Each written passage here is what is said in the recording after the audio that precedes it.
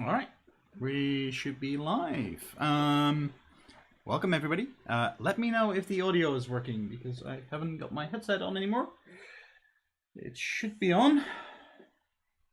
Hi Aikian, hi Rodzilla, thank you for joining.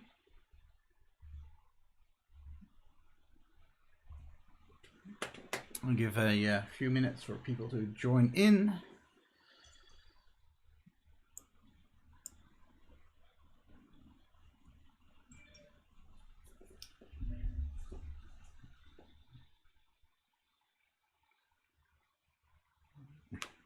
Thanks Aikian for the tweeter. Hey Game Endeavor, hey Union Bytes. Union Bytes, I've been meaning to reach out to you about the asteroids if you had uploaded those. But I couldn't find your email address anywhere. So maybe you should add me onto Twitter or something like that if you can. Yeah, I saw the VR Wizard of Oz reaction on Twitter. That was funny. Came across on my phone. Alrighty. I'm just going to talk a little bit about what I have done since last stream, which is not a whole lot, but just going through a few things that we did last week, so gives more people some time to join in without missing too much. One thing is the little planet in the background. I had to fix up the shader there a little bit, and I sort of skimmed over that in the last session. But what I really wanted to accomplish with the planet is that it's always in a fixed position in the background, regardless of where we're flying. But the problem that we risk, because we can't put it infinitely far away, then it will be clipped out of our view frustum. I've got it linked to the camera and it will move along with the camera at a fixed distance. So at some point in time, when we go far enough, in theory, our little spaceship would become behind, would go behind our planet. Now, obviously, right now the planet does disappear because it's not linked to the viewport camera. It's only linked to the player camera. But you would eventually get that the moon would become basically in front of our little spaceship. So what I'm doing in the Vertex Shader here is our normal vertex and normal transform to view space.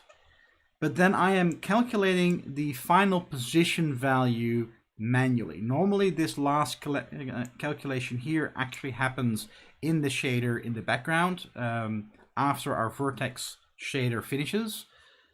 And that converts our 3D coordinate into a semi 2D coordinate. It's not actually 2D because it doesn't have the final division. But basically we can have our position X and our position Y adjusted for view space, or for projection space, I should say. And we have this fourth dimension variable called W that is related to our distance away, and there's a final division of X by W and Y by W to get your coordinates on screen where we are rendering that polygon. The Z position is tracked as well and generally not used except for checking our depth buffer.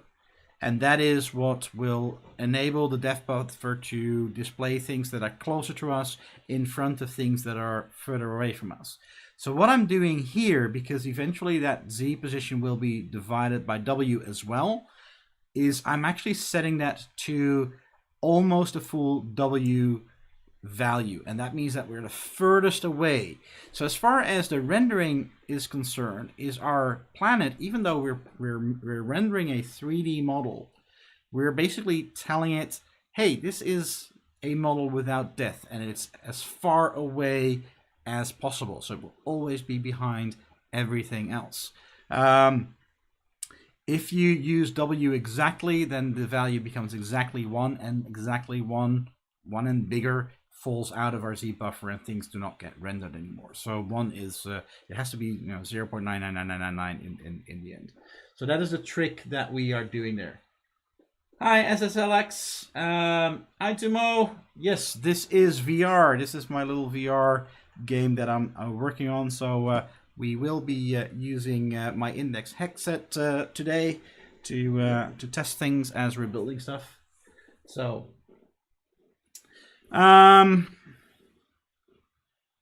well, I didn't have the link Union Byte, so I couldn't find the link back in the history in the chat history. And I'd have to say that the chat history on YouTube is a bit of a pain to go through after a stream has finished. And I'm not completely happy with the UI that YouTube came up with. Might just be me not understanding things. I don't know.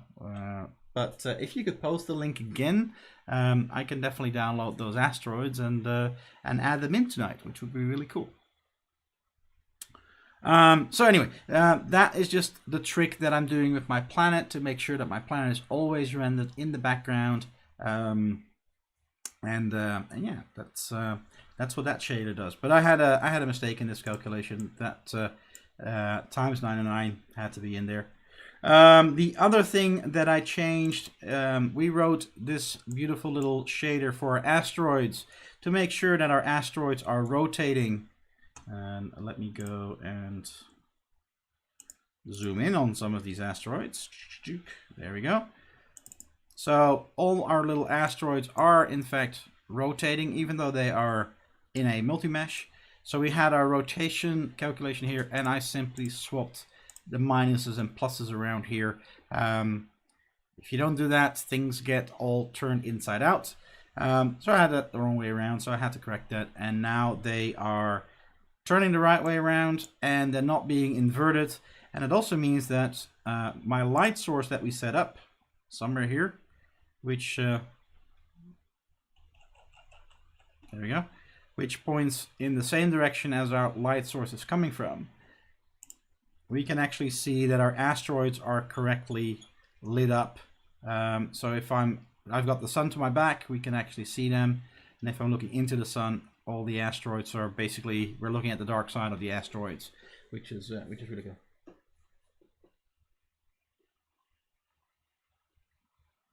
Yeah, Union Bytes, where can I download them from? What's the link to download? Okay, so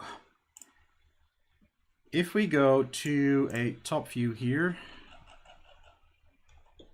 if we can, oh, here we go, I'm zoomed in too much. I've created a larger asteroid fields, basically broken up into a series of multi-meshes. Right now, they are almost all rendered most of the time, especially when we're flying towards the asteroid belt. So there are many cases where we have our worst case scenario. There we go. So where we're really rendering everything that is almost there. Eventually I want to start working on making sure that the asteroids that are furthest away from us are no longer full meshes that we render, but are billboards. I'm not sure if we're going to get to that tonight, because actually I want to create some tools for that first.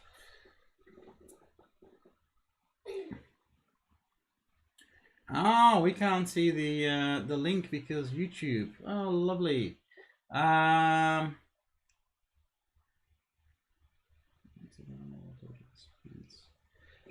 we could do random rotations for this, because indeed they all turn the same speed at this point in time.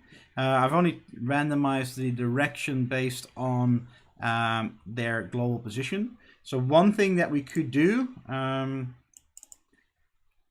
if we look at our asteroids, one of the things that we're not using right now, oh, I don't have my my multi-mesh there because we create them when things are constructed.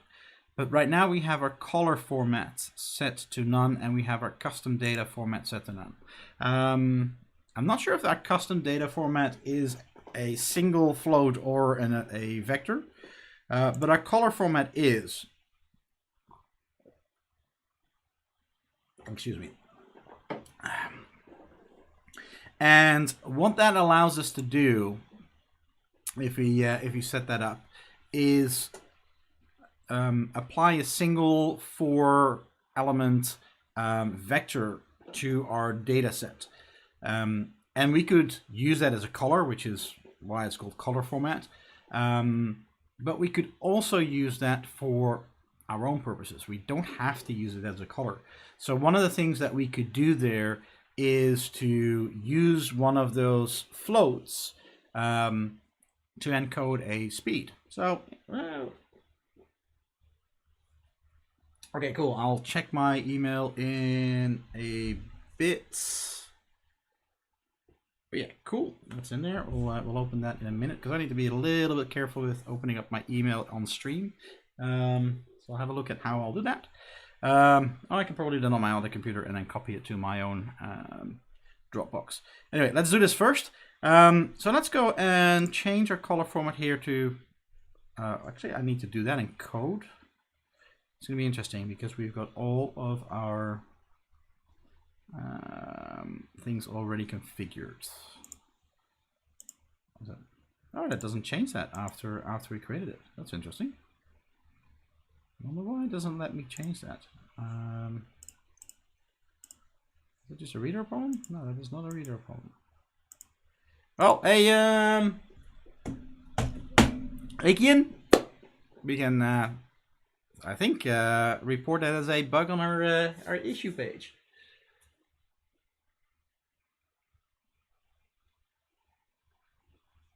Okay, though. And I can't change this one either. Is that for all of them? That is weird. Okay. Well, there are more ways to skin a cat. So let's go in here into our generate multi-mesh. Where are we creating a multi-mesh?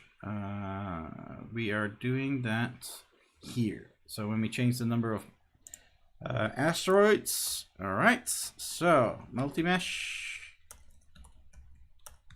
dot color format. There we go. Is multi-mesh. Oops.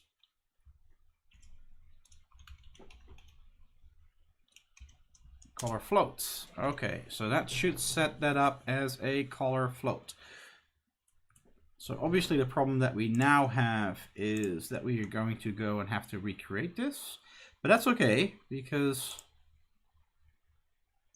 we can deal with that. So let's just change that to 10 and back to 100. Now the big question is, do we need to reload our scene? No, we don't. So now we have our color format set to float. So it does work, but our UI is broken. So so yeah, that is there are no bugs in Godot. Yeah, you wish. Name me one piece of software that doesn't have at least one bug. Luckily, we always find a way around it. All right, by the way, I'll start that download over here. Bear with me.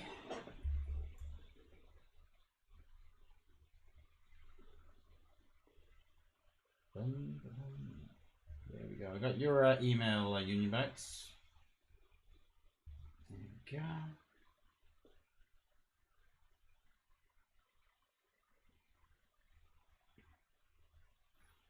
No, I don't want to do that from here. Okay, so download. So it's in my way. I'm just going to go and do download. Okay, so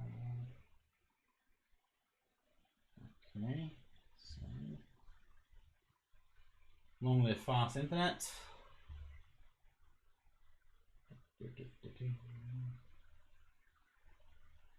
Okay.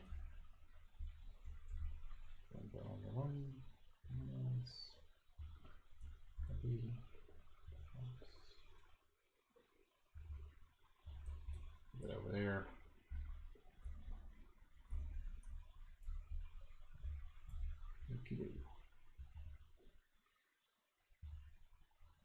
There we go. Alrighty, so there we go. So now we need to set our color format. Now obviously I need to recreate that for all the others as well, but let's just start with this one first. So there we go, we can see them all turn. So what I've done is these last two, the 8 and 7, they have a lower density of asteroids, so we sort of see it thinning out. Just to sort of indicate that's the end of our asteroid field. Okay. Save that for now. So let's go back in here and go to our generate logic over here. And let's have a look at our multi-mesh. So here we need to do a set instance color. Okie dokie. So here we have our transform. So now let's say var c is color. Boom.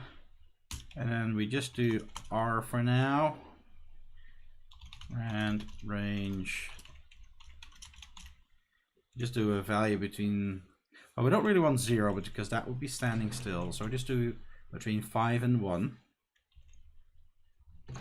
Because it needs to be a value between 0 and 1. That's just something that we have as a limitation on colors.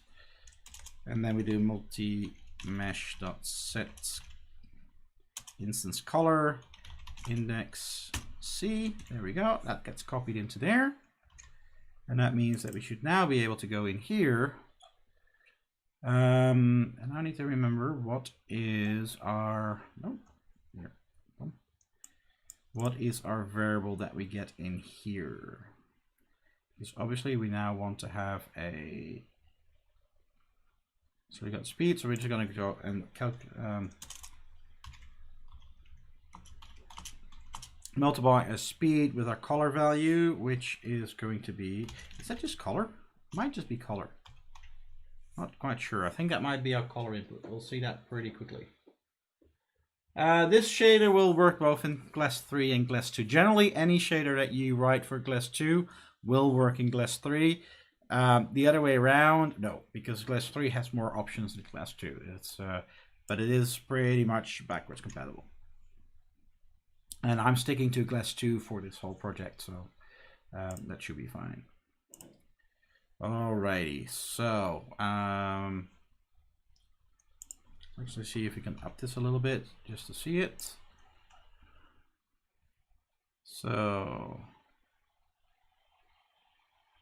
that one goes slower than that one, so we can see that there is definitely some speed difference. I think I want to have that spread a little bit more pronounced, so I'm actually going to make it like this.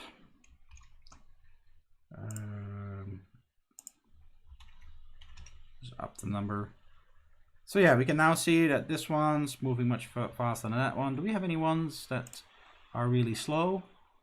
So that one's getting very slow, that one's getting faster. So that's how you very quickly build something like that. And we can do more things with this, of course, right? So we could do we could change the color a little bit, do some color differences in our asteroids to not make them all look uniform. This is something that I want to do with Union Bytes' asteroids in a minute. Really make sure that we have a different set of asteroids so that there's a little bit of breakup, that it's a little less uniform. Note also, by the way, that I changed the scale. That's the other thing that I did. Sorry for the person slamming the doors in my house. I hope you guys don't hear too much of that. But the other thing that I changed, that's actually in the asteroid script, is I now just have a minimum maximum scale, and they're applied equally over X, Y, and Z. So we don't get those flattened asteroids anymore. I actually didn't like that as much as I initially thought. So I got rid of that. So I just decided that this looks better. All right, let's bring this one back to 100. And now obviously we need to reset our other ones because our other ones haven't been updated with the color thing yet. Which means that they are no longer turning because the default values are 0. So we're going to clear that. Let's make that 400. Let's make that 300. And they are back in business. And here we got 500 asteroids. So let's clear this again and we'll make it 501. And then back to 500. There we go. And we just need to repeat that for all the asteroids. So go back to 1, 500, boom.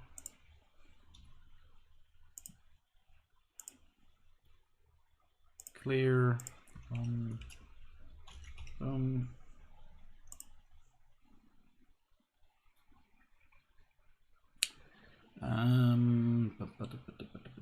Clear 100.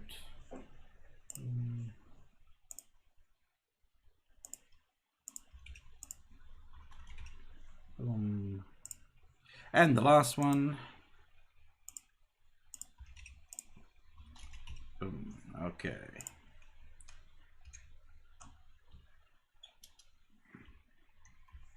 So now we have a full asteroid field with asteroids that all tumble at different speeds. That's pretty cool. Good.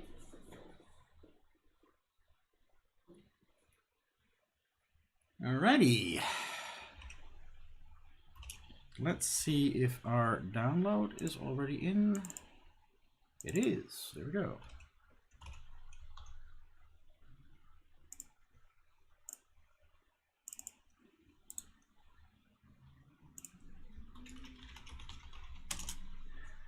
Okay, now.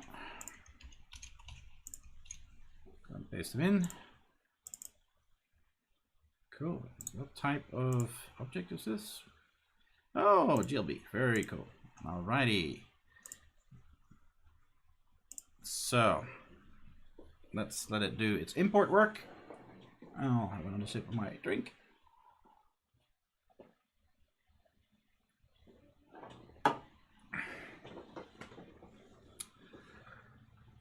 This always takes a minute. Now, because they are GLB files, so GLTF, we are actually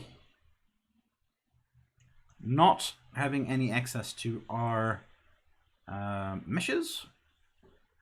So we're going to extract those.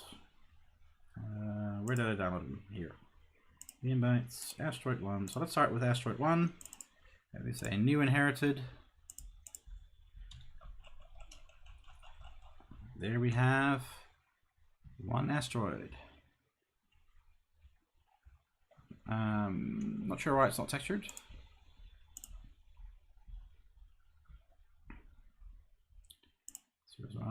Okay, so we need to recreate its surface. That's okay. I'm not too fussed by that. But first, what we're going to be doing is save this as save because it doesn't belong to Mickey. Okay, that's fine. Make unique. Actually, that means that I can immediately set up my spatial material for this. Let's go and quickly do that. Assets. Where are you? Too many folders. So this is our color. So that's the normal map. That's, I guess, our roughness. So that should be our color.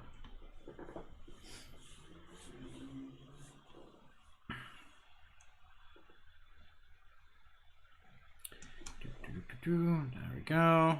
Normal map.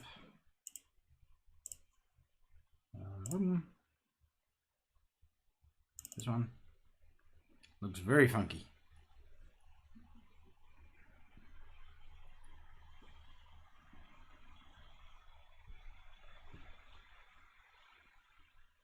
There we go. And a roughness. I'm guessing that's our roughness. Correct me if I'm wrong with that. That roughness. Oh, AO and metallic. So roughness, I'm guessing R for roughness, G for AO, and B for metallic. Blue for metallic. So that one is channel red, and that one will become blue. Actually, to make the lives easier, I'll just say copy, paste, make sure that it is using the same. There we go. And why not also do that in there?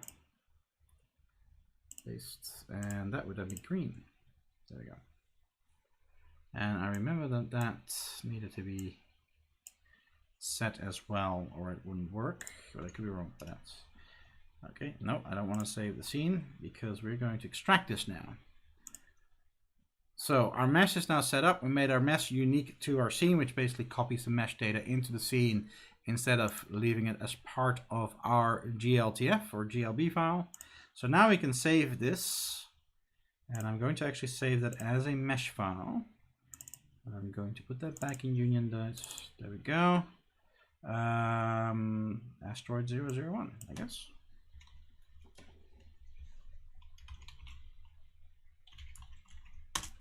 There we go. Boom. And I'm going to close that, and I'm going to say don't save because we don't actually need the scene. We just need the mesh. And I'm going to go and load up our new mesh. So let's see how that works. It looks. That probably needs to be reset. I don't know. Oh, cancel. All right. Why is that not rendering? All right. Let's start by just adding in a mesh instance. Dunk. I'm just loading asteroid in here.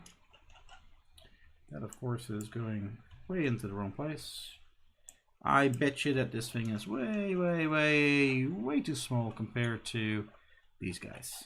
Okay. So. Yep, don't need you. So let's go back here. All right.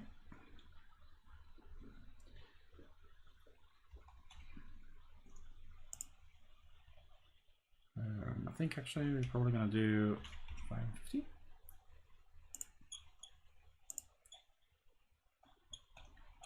All right, screwed up the UVs a bit, I think. Not sure what happened there. That is very strange. It looked good there, doesn't look right there. Okay. Let's have a look and see if we can figure out why. So, go to asteroid again. Move that in place. Because we can see that looks the way that it should. Now, it is possible. Haha. Yeah, that is really logical. Because we have overridden our material. And of course, our material right now is not using the right textures because we're using our own shader. So we're going to have to enhance our shader and make sure that we have all the other parts of the shader working. All right.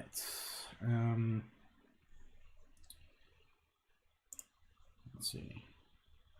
We've got our asteroid shader here, which I misspelled. Did I? Yes, I did. Okie dokie. Let's fix that up first. Close you, close you.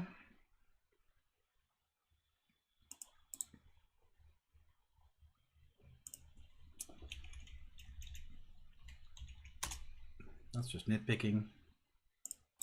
It's really need to.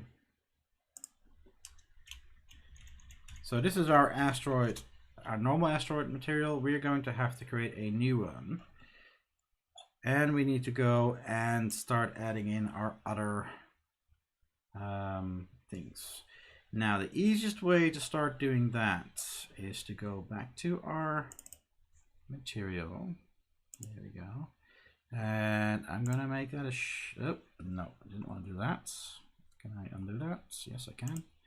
I want to convert that to a shader material. Boom. Shader. We're going to not save that. I just need to have a look at this. because I find it always easier to steal stuff. So let's go and copy this. And we're going to go and dump that in there so that we have a copy of it. And now we can go and undo this. So that is now a normal material again. Okay, cool. Save that all. Let's go and have a look at our Asteroid Shader. There we go. Space potatoes. So let's go and copy some things over. I actually don't care about these because I want to keep them by default. Including that, I just want to have the textures. So we're going to start with our texture metallic. Boom. Then we're going to hard code those. Oh, we actually only need one. So we're actually going to say, we're going to call that our ROM texture. Oh. There we go, because we know we're going to use just the one texture that we've gotten. Then we need to steal our normal texture. There we go. We already have our albedo, so I think those are the only three that we need. And then, so we're not scaling our UV, so we don't have to worry about that. Stop doing that, please. All right.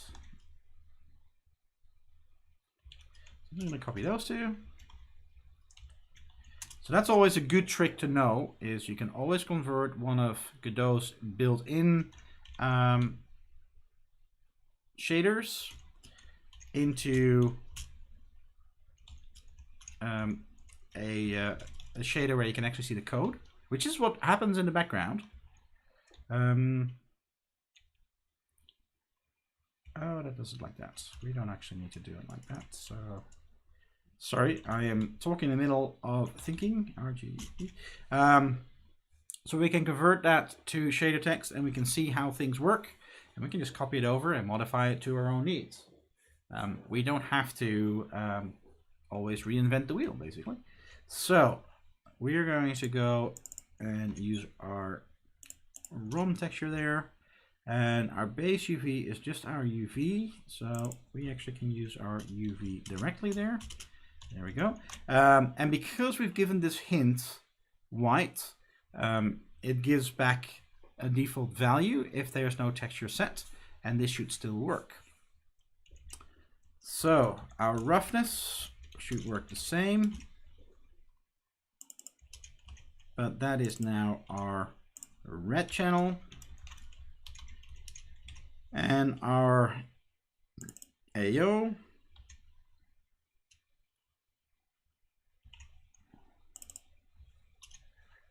RG, that's a G channel, I think. And I think our light effect should need to be set to 1. And actually we need to probably set the, no, the other ones were multiplications. So we don't have to worry about our metallic value, because as you can see, that is normally the calculation. So that is defaulted to 0. And that's why if you don't change that metallic slider, it will never actually use your texture. So yeah. Finally, we need to go and copy our normal map. Again, I'm leaving our normal depth alone because that is all working just fine. But in this case, we want our texture normal, but still our normal UV. So with those all set, we should now have made our shader work the way that we want it to work. So if we open up our start scene again, our first set of asteroids should still be wrong, but we can now use the shader to correctly do it. Yes, that's actually a really, really, really valid point. Thank you for that, Union Bytes. So we're just going to do quickly vac for ROM is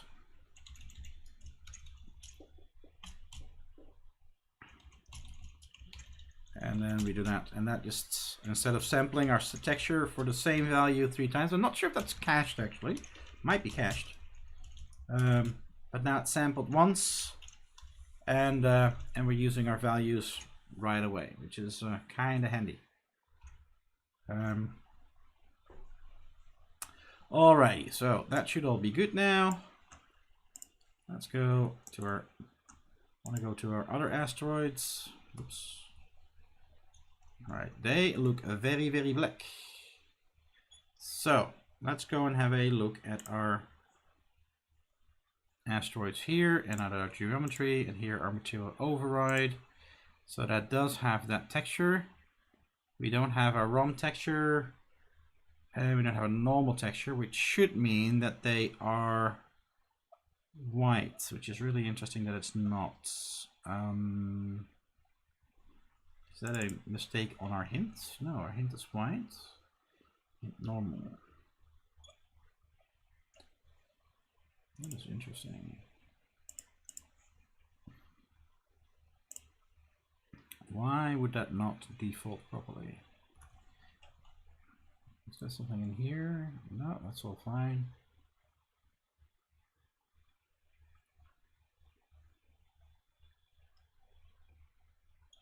Or are we forgetting something else? Maybe we do need to set that one. Oh, I did. Our specular should still have the default value.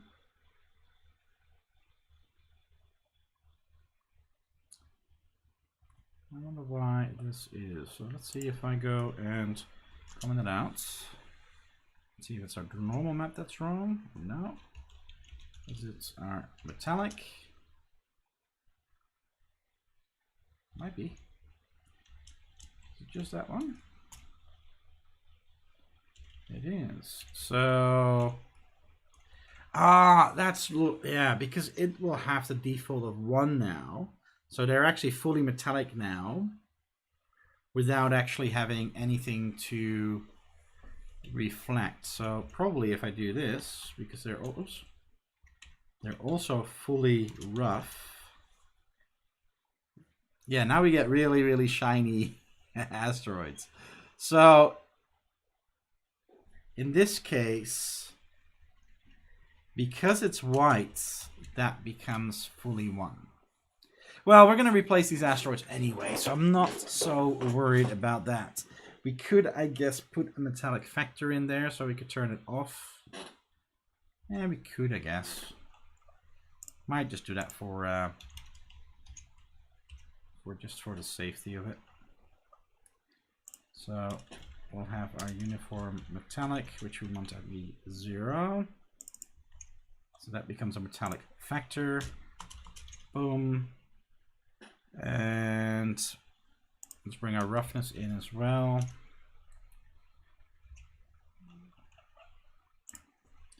Weird that actually there's no hint for our metallic value. And we want our roughness by default to be 1. And I think it's a little bit overkill for the fact that we are actually not using this. But, you know, or we'll end up no longer using it.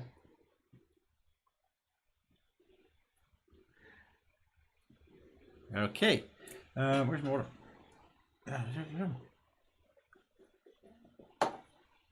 Okie dokie.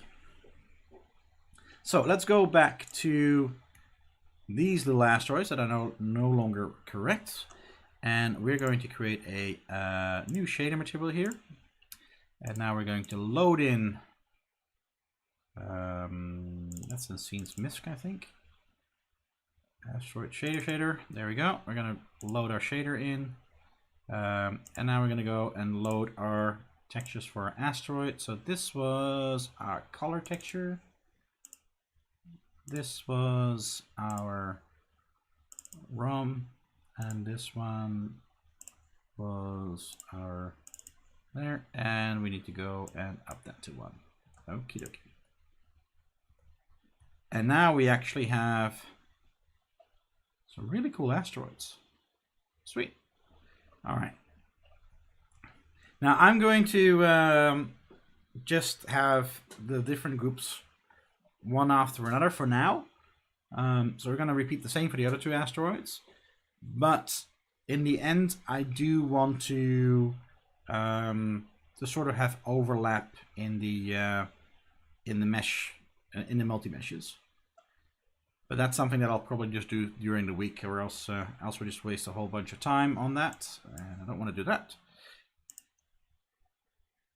Because that's just artistic, putting things together. I do want to save this, so that we have this material sitting next to asteroids 001 material. So we'll have that sitting next to our material, because if we reuse it for other ones, we obviously want to be able to copy that.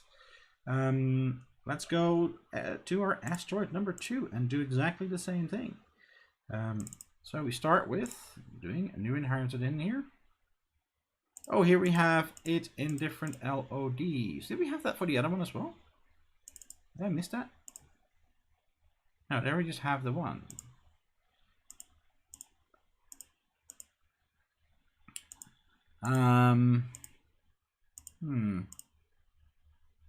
Which one shall we choose?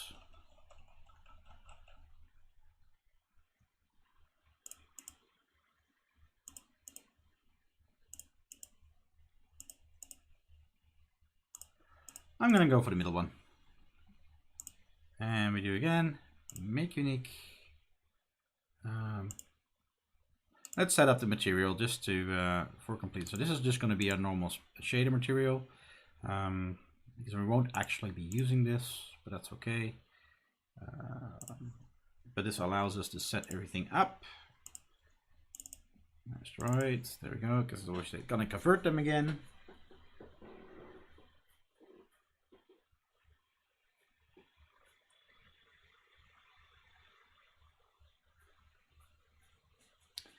Okie doke. Normal map, let's do that next.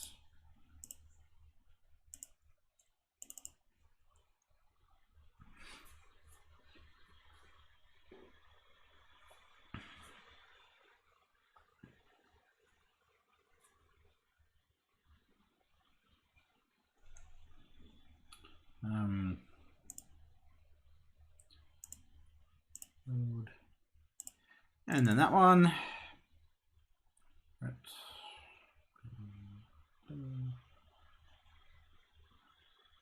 Come on. So that's going to be blue. One. That's going to be copy. Boom. Paste. Not the mission. Sorry. Ambient occlusion. Not quite sure how important ambient occlusion is at this point in time for what we're doing here. That's green. Okay, though.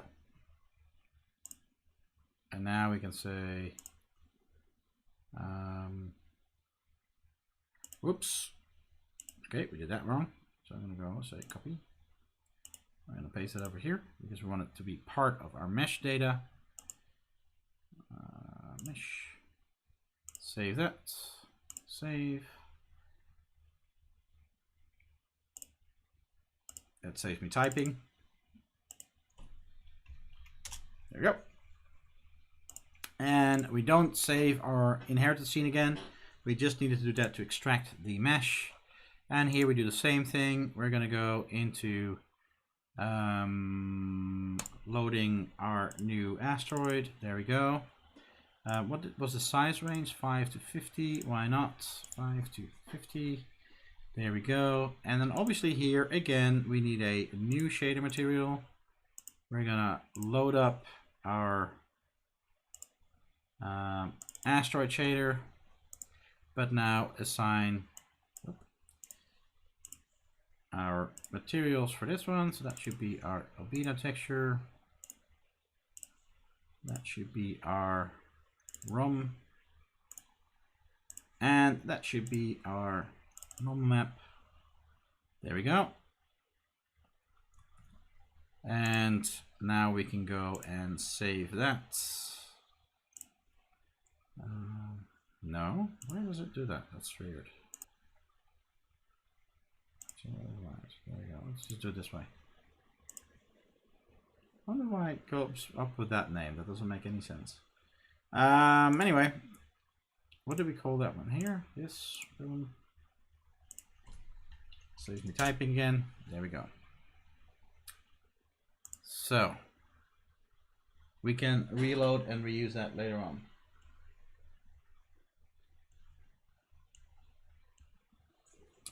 Okie dokie. So one thing, because we have multiple LODs on these, that is something that we can use later on. Because one of the things that obviously I want to do is change the LOD of the meshes, the further away from our field we are. That will also mean that we start breaking up things a little bit more. But we'll come back to that another day because we got plenty to do already today. I'm just going to do the last set in these, and I'm going to leave the other ones alone because I really want to start working on our logic to get our collisions working on our asteroids. So let me see. We are going back to this time asteroid number 3, new inherited. Alrighty, so same trick again. We are going to make that unique. We are going to create a new material on that so that we can convert all our textures. Let's go to asteroid number 3. There we go.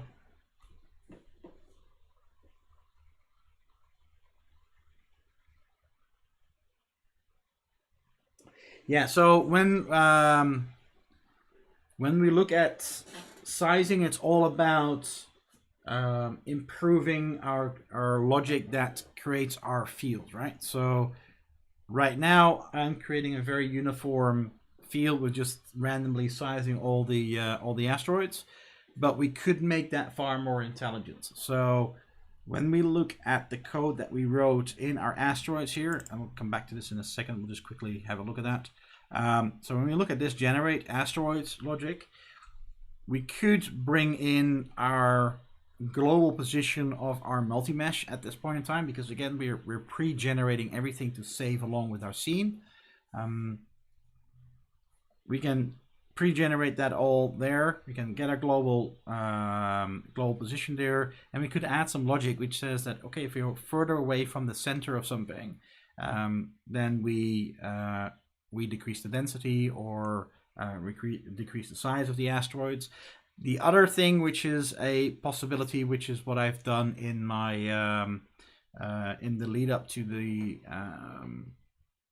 what you call it, the what's the name? My Smoke and Mirrors episode about rendering large star fields or asteroid fields, where instead of creating every sector one at a time, you start with creating a whole bunch of, or a whole grid of multi-meshes, and then you start placing the asteroids inside. So that is definitely something that we can build this into if we want to do that sort of thing, where you really start placing, and even then you can start with one big multi-mesh and start adding asteroids where you want them, and the moment that the multi-mesh gets a certain size, you start subdividing it, and then you get these a scenario where there are larger concentrations of smaller multi-mesh cells, where you have a lot of asteroids together, like in the center of your ring, and you have larger multi-meshes at the edges that don't that contain a wider spread of asteroids, and every multi-mesh will then have, say, 100, 200, 300 asteroids in them, but you have a whole bunch of them, and that's all about making this logic smarter. Of course, we wrote this in an hour last week, so it only does so much, but that is definitely part of the possibilities of enhancing something like this. Alrighty, so we were setting up our material here. Let's go and put our reference in here.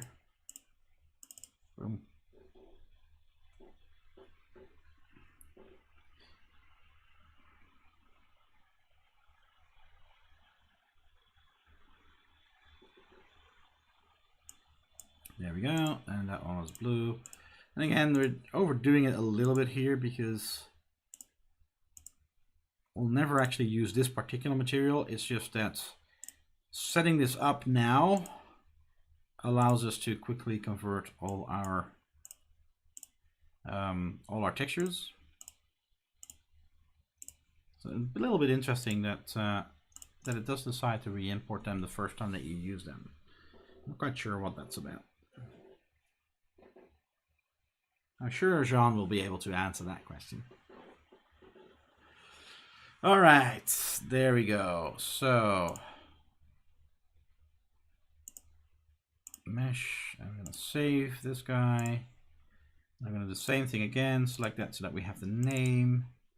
Change 2 to 3. And there we go. We don't need you anymore. Don't save. So our asteroid belt 1 is now going to become our asteroids here. There we go. That needs to be resized again. Ooh. What am I? 5 to 50. Boom. Whoa! These are a bit bigger.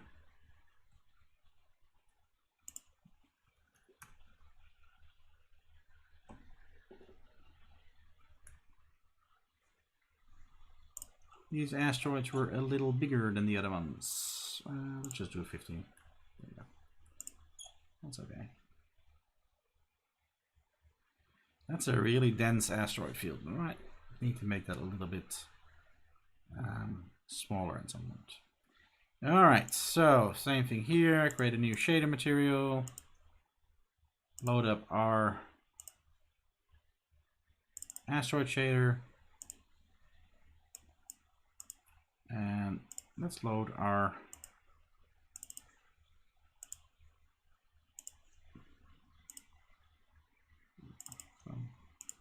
load our textures in again. There we go. Alrighty. Sweet. Cool. Okay. Last but not least, let's save this material.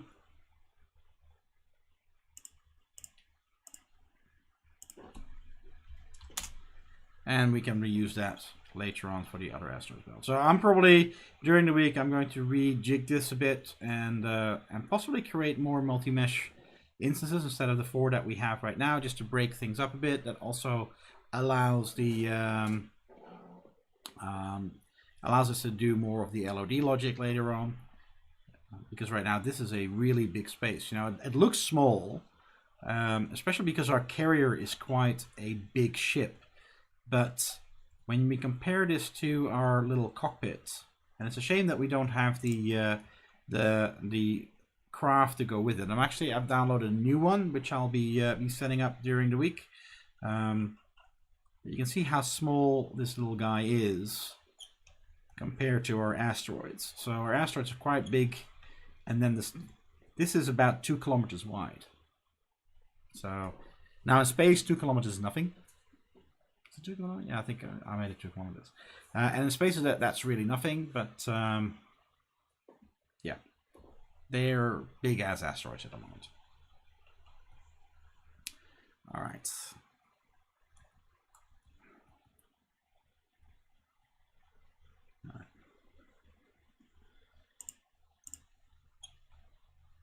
I haven't set up our layers for our physics set yet, so let's do that right now.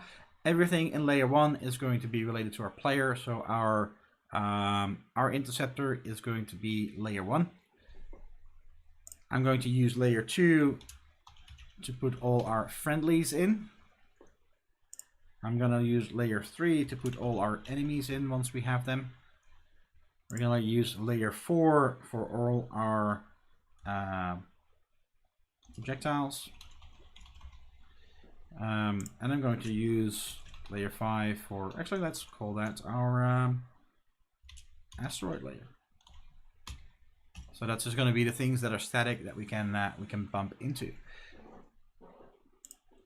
Now, when we look at our interceptor here, and we're looking at this guy here, and our collision, we're going to actually say we can collide with anything. So, and if we collide, and we'll see what happens then.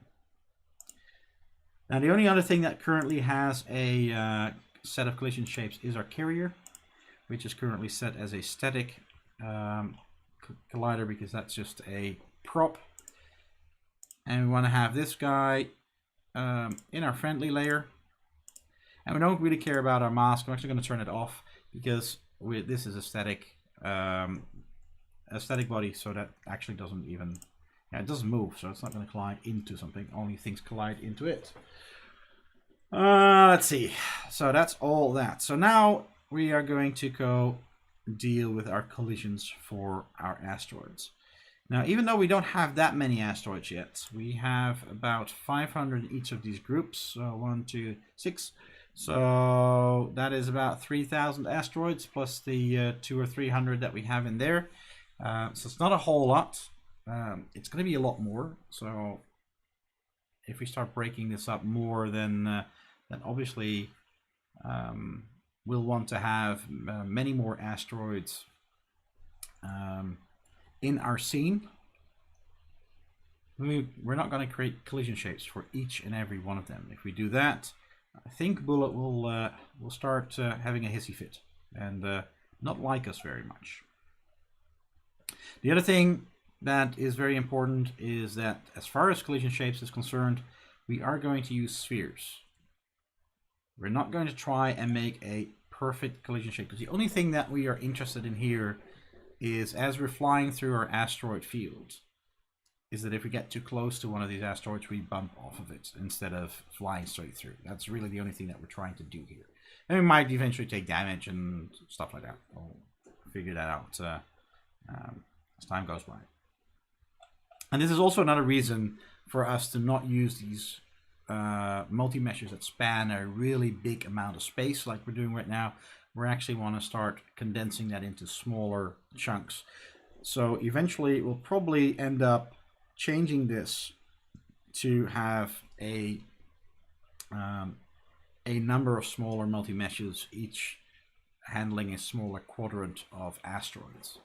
And it might mean that eventually every multi-mesh is only going to have 50 or 100 asteroids, because we'll be splitting it up more. But for now, we're going to do it with these bigger blocks.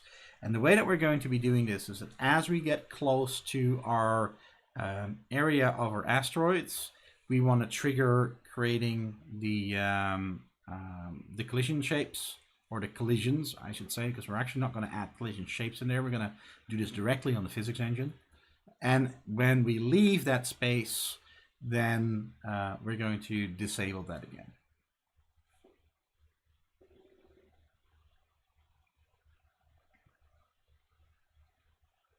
Let's see. All right, so 50,000 Ks. The biggest problem that we have is not actually rendering something in that scale. The problem is our depth buffer. And this is the problem that we really have with any space game. And one of the reasons why I do this trick with the planets that's in the background.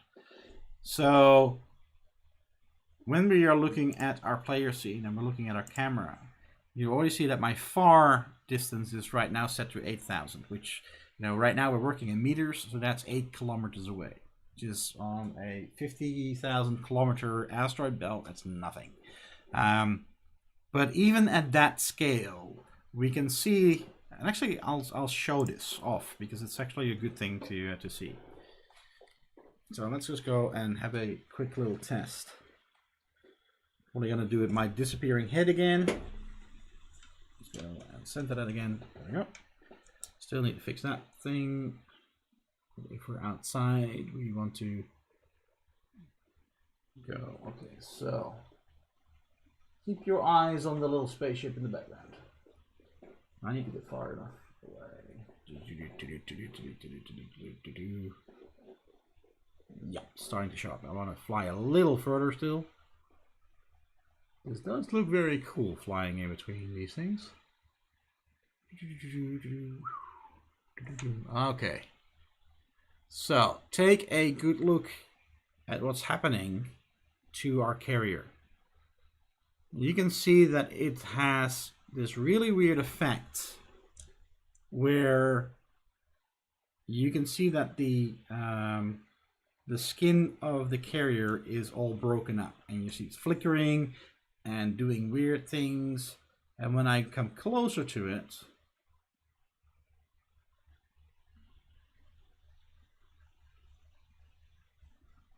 it should eventually start clearing up.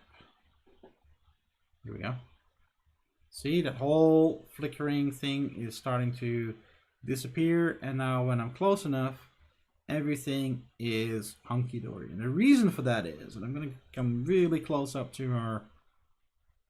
Notice the paneling on this thing. So you can see that there is 2 levels of skin on our carrier. So instead of this being a nice single flat surface, it's actually layered on top of each other. Now, if I would be commissioning this as something to be rendered, I would actually ask the artist to deal with that and to make sure that when you look at the gray paneling here and you look at the paneling underneath, that's not layered on top of each other. I want that to be cut out so that behind this top layer, there's nothing behind it. Because what was happening, right, what we were seeing when we were flying all the way backwards is that the distance of the outer layer and the layer right behind it is so close that our depth buffer no longer has the resolution to tell it apart, because our depth buffer isn't linear. Our depth buffer is logarithmical. Can't really pronounce that word very well. So let's go back to here. It's easier to talk about it when we're actually looking at the carrier in here. There we go. So when we're really up close here, we have enough resolution in our depth buffer. Our depth buffer has a larger scale up close to have the rendering engine correctly decide what lies in front of something else. And it will draw this color instead of the color of the faces that are behind it. But the further away we get, and you can't really see it very well here, I actually wonder how well that showed up. In the headset, it's really, really clear. So I wonder how well that showed up here. I suddenly realized that this thing, you guys probably saw it like this. So I wonder how well that, it's so much smaller on here. That's interesting. Anyway, probably should have gone upwards and then looked down on it. But the further away you go, the less resolution we have in that Z buffer for it to decide that. Now again, like I said, if I would have an artist, if I would commission an artist to actually model this for me, I would make sure that that doesn't exist. So you can see how I go through it, that there's paneling behind the top paneling. That's something that I would want to have resolved in the mesh, so that there is only one layer of texture. And one of the things that obviously what you would do is that you would have this in a closer LOD of the carrier, you would have this level of detail. But when you go far enough that no longer applies, you want to have that single skin model that you see, and that solves that depth buffer drawing issue. But eventually you are constrained on this scale. You know, you can't just put the far end of your Z buffer indefinitely. You know, you can't put that on 50,000 kilometers, because that means that we just don't have the resolution in our depth buffer to tell apart what objects are in front of each other, and you would get this effect where things are drawn the wrong way, wrong order, the wrong way around. Yeah, this is my my beautiful Valve Index.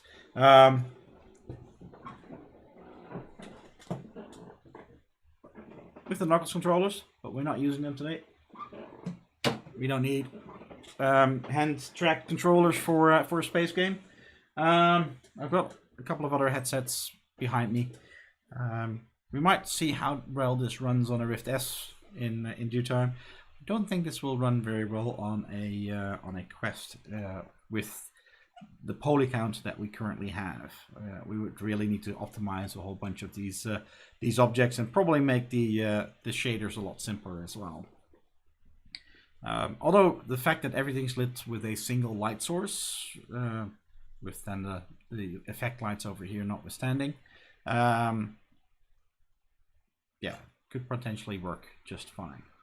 So yeah, bottom line is we are constrained by the resolution of the depth buffer for draw depth, and in a, in say an FPS where you're inside of a building or you're running around a city or something like that, 4 kilometers or 8 kilometers as a Z buffer is more than enough, because anything further away doesn't have detail. So you would use a similar trick as what I did with the planet, where you would render just the base terrain on far distance, in a way that you don't actually need to use the Z buffer, where you can put everything on the end of the Z buffer, and then everything from there up until where you're standing you render properly. That's the sort of way that you can get a real far, where you can really look pretty far. But on the scale of space, it is really hard to get things right. Now, again, for this type of game, it doesn't matter. We have a lot of artistic license to begin with. But the other thing, of course, is this is just a test scene that we're creating just to get all the elements in place. But once we start really putting a mission together, or a real environment that we can fly around with, we can work within that constraint and within that distance constraint. Right now, also because of the scale, because of how little is in here, and also because of the size of this carrier. Again, if I end up turning this into a real full game, I would probably go with a carrier that's half the size of this, just to make things not seem so extremely big, and therefore the distance that you travel, because right now we zoom past this thing like crazy, right? It feels very slow because of the scale of everything that we're in. But you see how quickly we go from one end of the asteroid field to the other end of the asteroid field. It's 2 kilometers wide. It's 8 kilometers long right now, and we zoom through it in 10 seconds or something like that. It's crazy fast.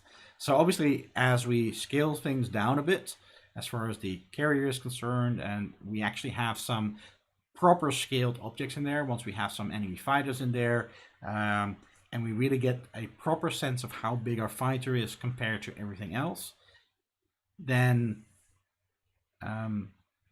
this will actually really feel like quite a huge playing field, and that's really where we want to get to, where we want to end up with this. Where is the camera? You mean which camera?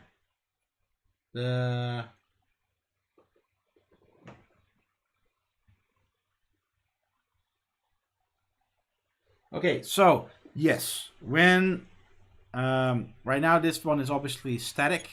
If we go too far away, at some point in time, the asteroids will be quote unquote behind the planet because we've moved the planet forward. But also keep in mind that we're now so far away that, because it's the point where these asteroids already start disappearing, so you can already see how small they are. So it's hardly going to be visible at that point in time. Now, one thing that we haven't done yet, and that I do plan to do, and one of the things that I want to start with is actually on our carrier, is when we move far enough away, that instead of the asteroids just disappearing like that, is have an effect where they kind of fade out. Now, to some extent, that already will happen naturally as we switch back to lower level of detail on the asteroids, and then eventually maybe have the final level of detail show the asteroids more transparent or something like that. We'll figure out what the best way to do that is.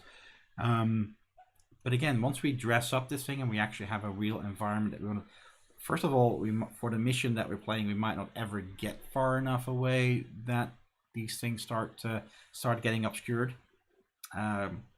It's all in the design of the game. Right now, we are really creating the worst case scenario for ourselves because we have such a large field and we really have no reference of size right now. So everything,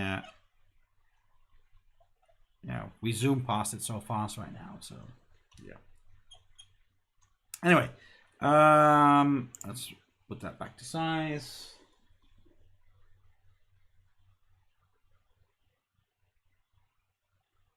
Hi Phil. I know the feeling. I try to catch live streams of other people, and it is very often very hard. It takes a big part of your time, which is also one of the reasons why I will keep doing my tutorials. So those obviously are all cut down to size, and all the experimenting taken out of it. And you can always rewatch these, seeing I always leave them on YouTube for people to view them later on.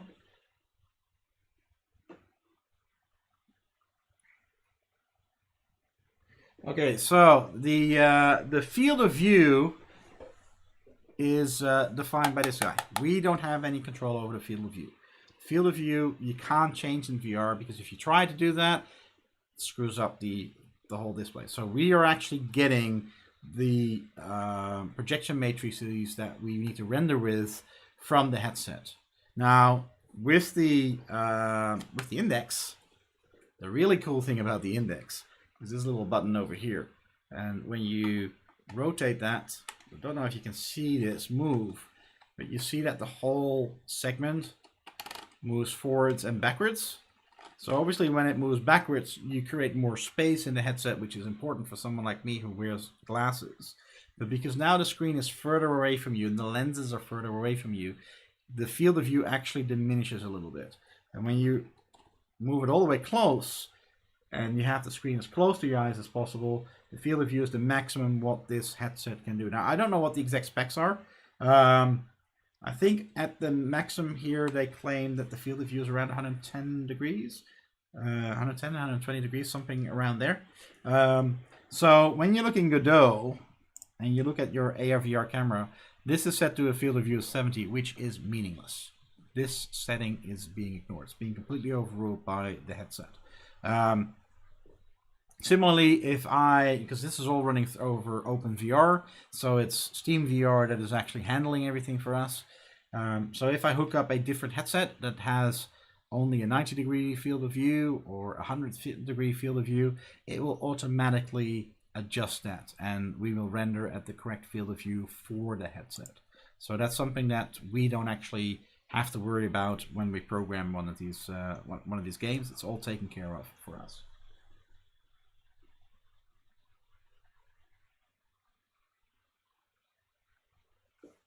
Yeah, as a Alex, that's I have a bunch of streamers that I would love to watch more of. One of my guilty pleasures is watching Chris Edgerly's streams, which I can never catch live. I always watch them on VODs, because he does really cool interviews. He's a voice actor for a number of games. He's gotten quite a lot of notoriety lately for Apex Legends, voicing Pathfinder, and he's turned that into a nice little niche for himself on Twitch. Interviewing all sorts of people in the business, a lot of people Apex related, but also a lot of people outside of that. Obviously his take is voice acting, so there's a lot of talk about that experience, but he does get some game designers on from time to time, which tends to be a lot of fun to hear some of the interesting things that happen behind the scenes when developing AAA games. But yeah, I'm in Australia. These guys are in America. They always stream when I'm asleep. So what do? You try your best, or you watch things on the recap. Anyway, we better hurry up, or we're gonna run out of time. It's already 11:30 for me. So let's see how far we can get with adding our asteroids to a physics engine. So we're going to be handling that over here. And for starters, we need to add in 2 areas.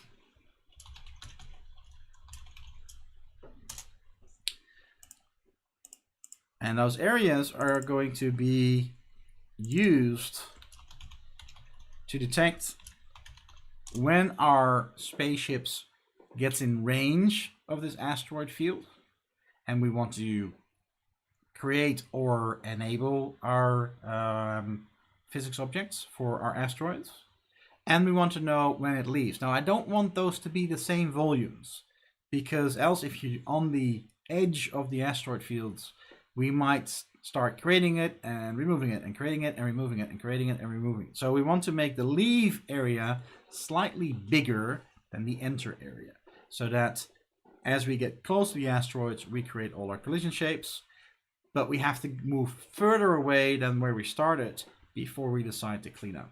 Which also means that we may have 2 of the asteroid fields very close to each other, both creating the collision shapes that we need.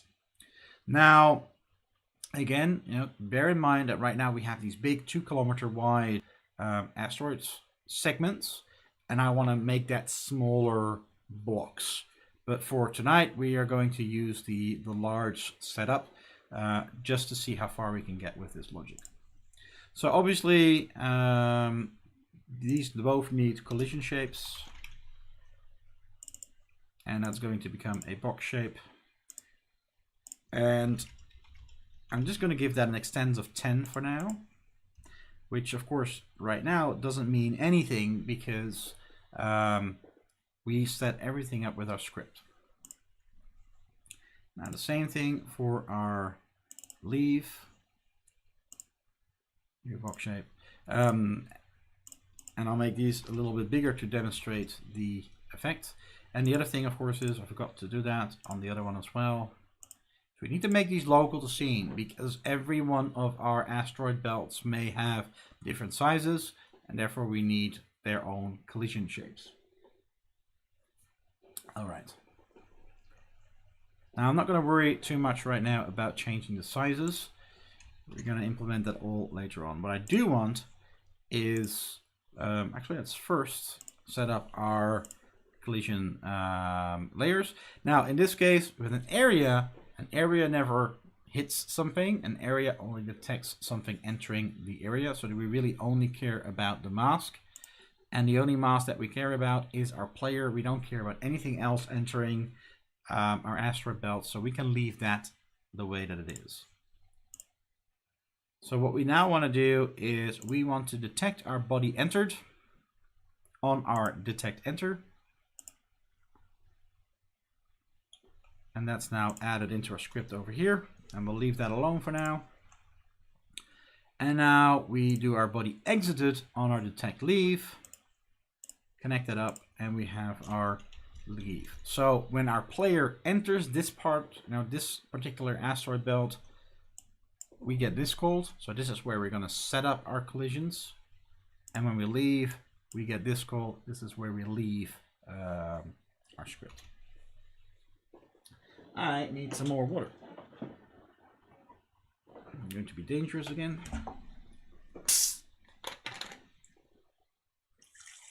One of these days I need to find a good drinking bowl instead of using a cup. Anyway.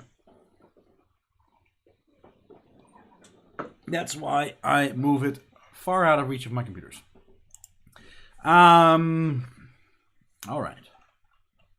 So when we're looking at our extends, that's where we are defining the size of our asteroid belt. That is also where we're going to set this. Oh, that's our collision shape thing. So that's also an extend. So we can really just copy that with a small margin of error, so to speak. So where was our extends? Here's our extends. Is ready. Generates asteroids. Here we're also going to go and take our collision shape. That's a good one. Seeing that was a reserved word, let's see if it's not as reserved on our shapes. So no, box shape. There we go. It needs to be shape and then extends. That's right. So it is extends in this case. So this becomes shape. And that's why I couldn't find it. And because the shape is not defined on this level, it doesn't know that we actually got a box shape in there. But anyway, that's what it is. So here we can simply say extend, and we can just add a little bit of margin there. I'm just gonna add 10 meters to it. We might make this a setting at some point in time. For now, I just want to have that as a default. And now we need to do the same for our leaf collision.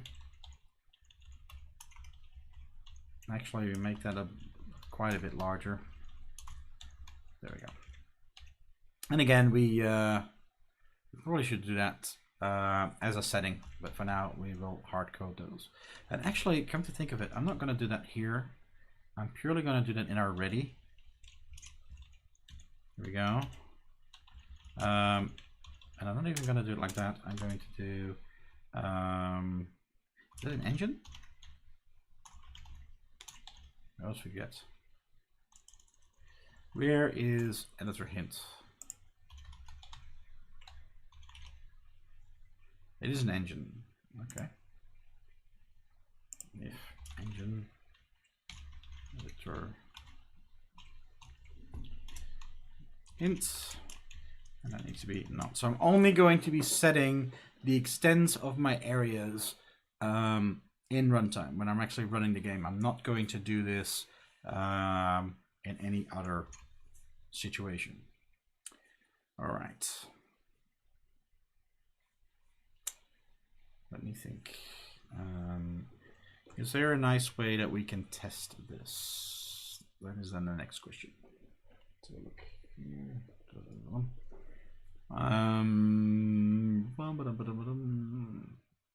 Wondering if we could quickly change something.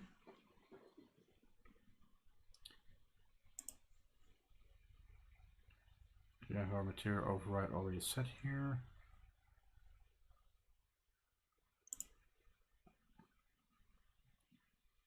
I guess for fun we could do something with our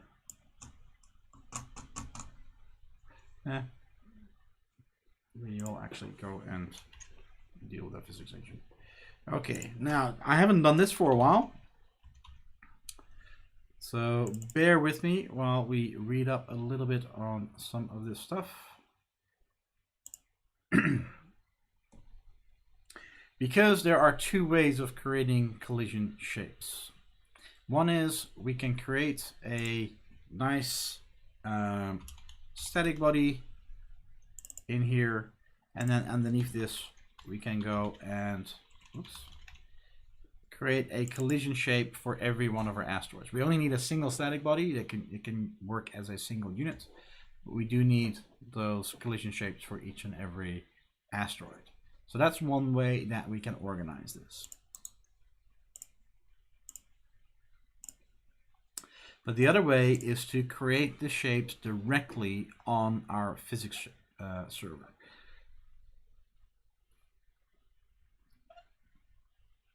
I just need to remember how to do that.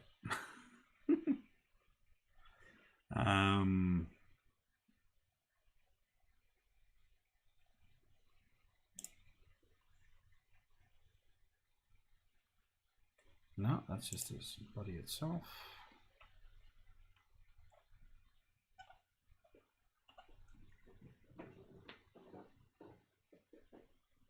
Hello, Master Ox. How are you?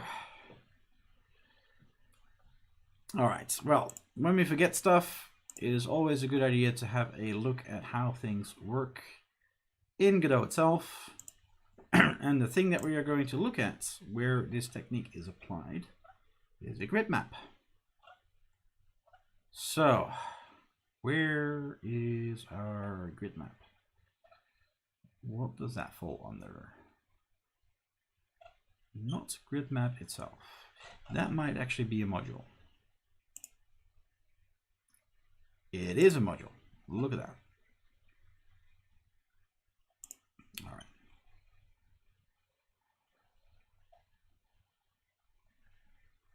Meshes, blah, blah, blah. That does all the meshes. Property list. Here we go. That's collision layer.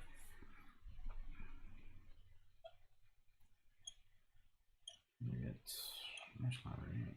It's also token size. That's just updating. Here we go.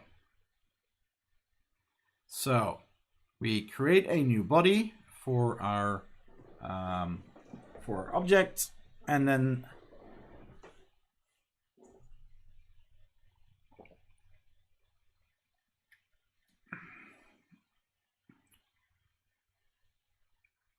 I wonder where that comes from. Is that a property of our node itself, or is that something inside of here? Let's see, 3 results over here. So that is just a property of that. Well, we'll have a look at that. That hopefully is explained. Then we set our collision layer. We set a collision masks.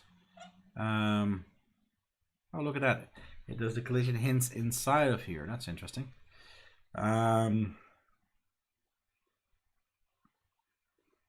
So this just sets it up, which is something that we need to go and, I guess, do at the start.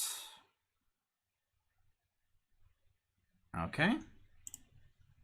Then I'm guessing.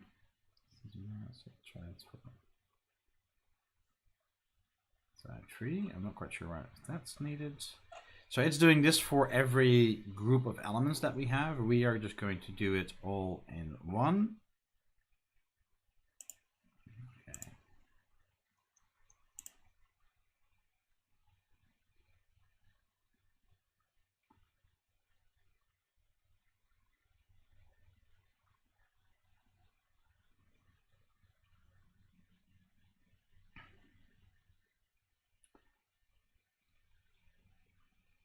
No, that is just the that's just a rendering. Okay.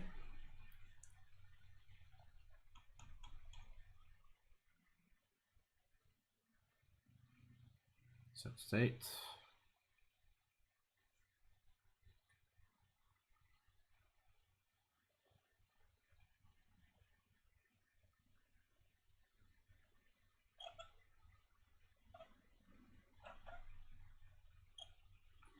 This is for a single octant.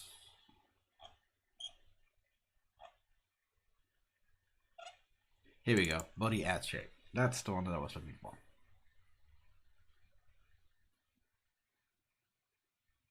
Okie doke. And that gives us our different shapes. All right.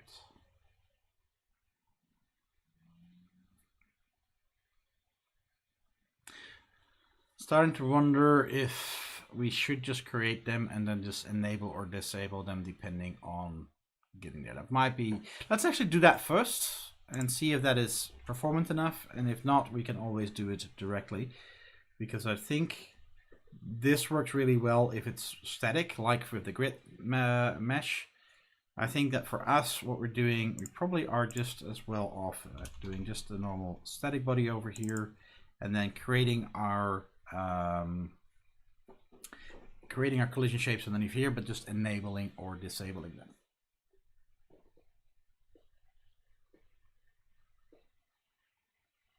Hey Shane, yeah, we're both up late here in Australia.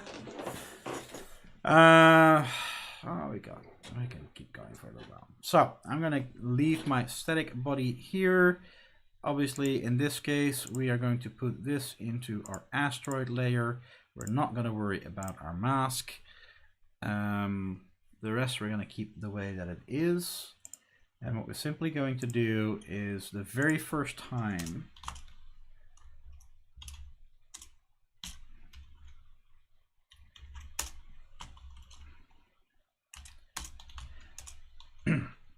so the very first time that we we get in here, we will simply create all the objects, and then we simply need to run either enable or disable. So I'm just going to add one just for getting our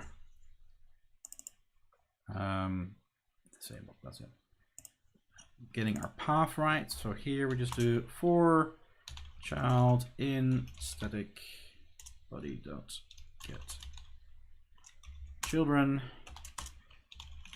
child dot disabled is false. So in this case, we don't want them to be disabled. And when we leave our space, we do want them to be disabled. Now, this could be looping through 500, 600 objects. This could be creating 500, 600 objects. Hopefully, once we make the multi-meshes a little smaller, it'll be a little bit more manageable. But because this only happens once every, couple of times, this doesn't happen every frame. We should be fine with that. I actually also want to quickly print this out so that we can see what's happening. So player entered, and we're just going to give our name here. Here player left. Okay. All right. So we can go and copy our loop from there. Boom. Let's go and get rid of you. There we go.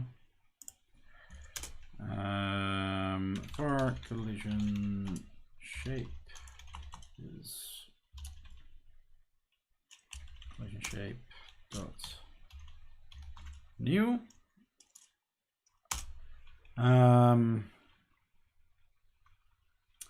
For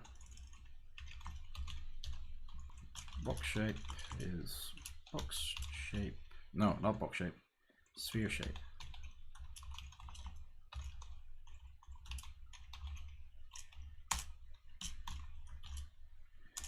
Okay.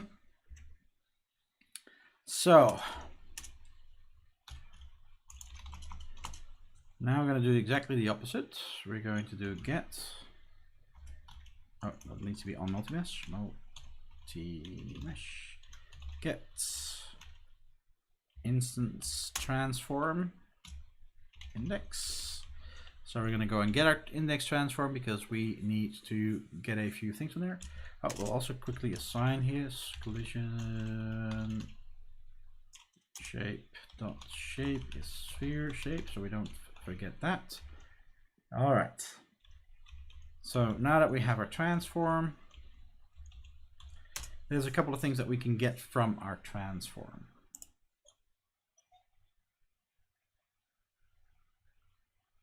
I guess from some of the things we need to get from bases.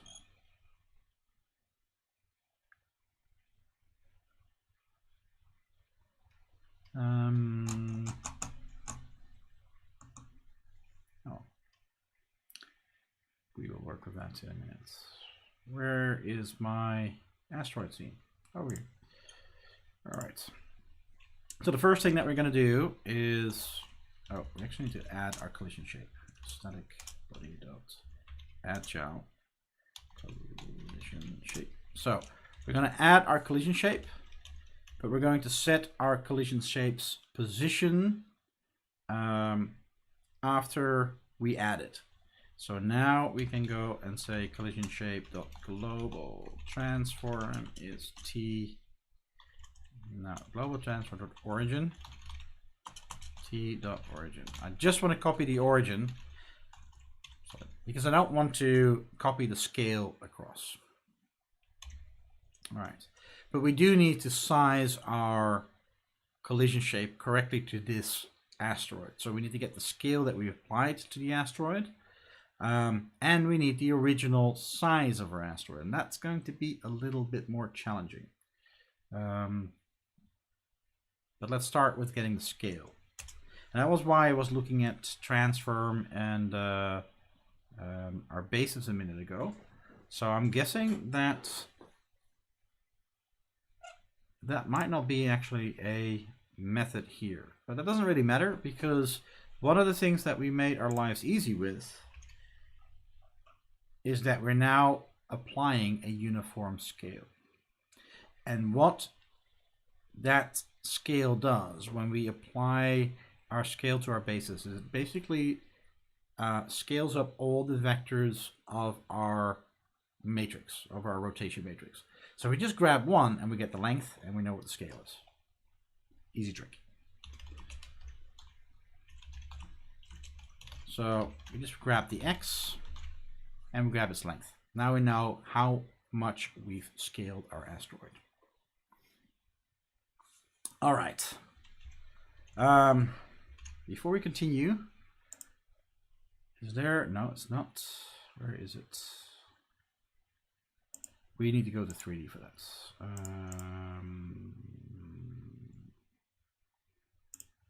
No, where is that hidden? It's in here. Visible collision shapes. I just want to turn visible collision shapes on, because now that we're actually adding proper collision shapes to our scene, we should be seeing them. Now, I don't know if it actually hides them when they're disabled. I think they're always visible. So the more we fly through our scene, the more collision shapes we'll see, even if we've disabled them, because we're never deleting them. I don't want to delete the shapes. I just want to disable them so they're no longer taken into account by the physics server, and we don't get that overhead of testing all those collisions. Although Bullet might actually do a good job at that. I don't know. We might be overthinking this, but we'll see. It's something we will deal with. Anyway, we now need to figure out the size of our mesh. Now, there is a trick to that. And before we get to that, I need to get some water. So obviously, we know what my mesh is because we've actually got that loaded. Oh, that's actually now a variable over here. So that's actually something I also want to do here. If not mesh, was that the one? Yep. So if we don't have a multi-mesh yet, we don't want to run this. And the same with if we don't have a mesh set, we also don't want to run this. Why is that still complaining? Thank you.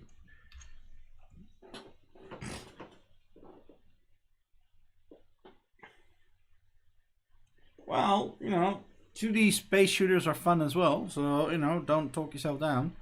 I play it. I love most space games. They're a lot of fun.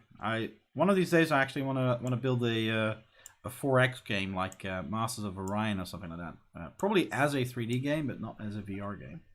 So who knows? Might someday get to it. All right. So our mesh is of type mesh. Do I have it loaded here already? No. So let's go and have a look at our help. Because one of the things that we can do is we can get... Why does it jump around like that? That wasn't what I had in mind. Go back. We can get our AABB, which is the bounding box of our mesh. So when we load our mesh in, Godot will try and figure out a box, the size of a box that fits that mesh. And it will be an exact fit. So when we look at our asteroid, that will have a certain size. Now we're going to take that size as a radius, so that we have a sphere that'll encompass our asteroid. It will probably be slightly bigger than our asteroid, but for what we want to do, it is good enough. I do fear that rendering the debug shapes is probably going to start taking a tax on what it is that we're doing, but we'll see how well that works. So we've got our scale now. We know our mesh is here, so we are going to say radius is mesh dot get AABB. And luckily it already opened it because I want to have a look at that size. So that's a vector from the center of our box to one of the outsides of our box. Nope. Here. So we can simply say size length And that gives us a nice radius that we can use. Which now means that over here we can say sphere shape. Oops. Dot radius is our radius times our scale. Note, by the way, that I am creating our sphere here. I'm then assigning it to our collision shape, and I'm still making changes here. And the same with our collision shape here. I'm assigning, or I'm creating our collision shape here. I'm then adding it to our static body, and I'm still changing it.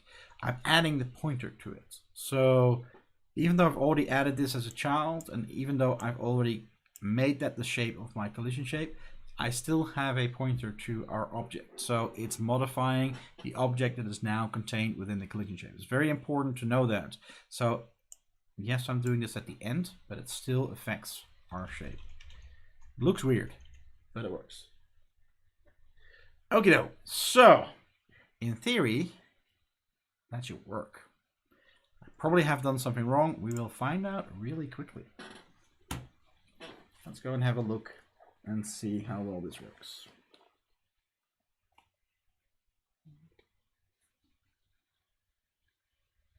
So it's waiting. Has it crashed somewhere? It has. Set extends on box shape with value of type vector 3. Okay, why does it not like that? Box shape.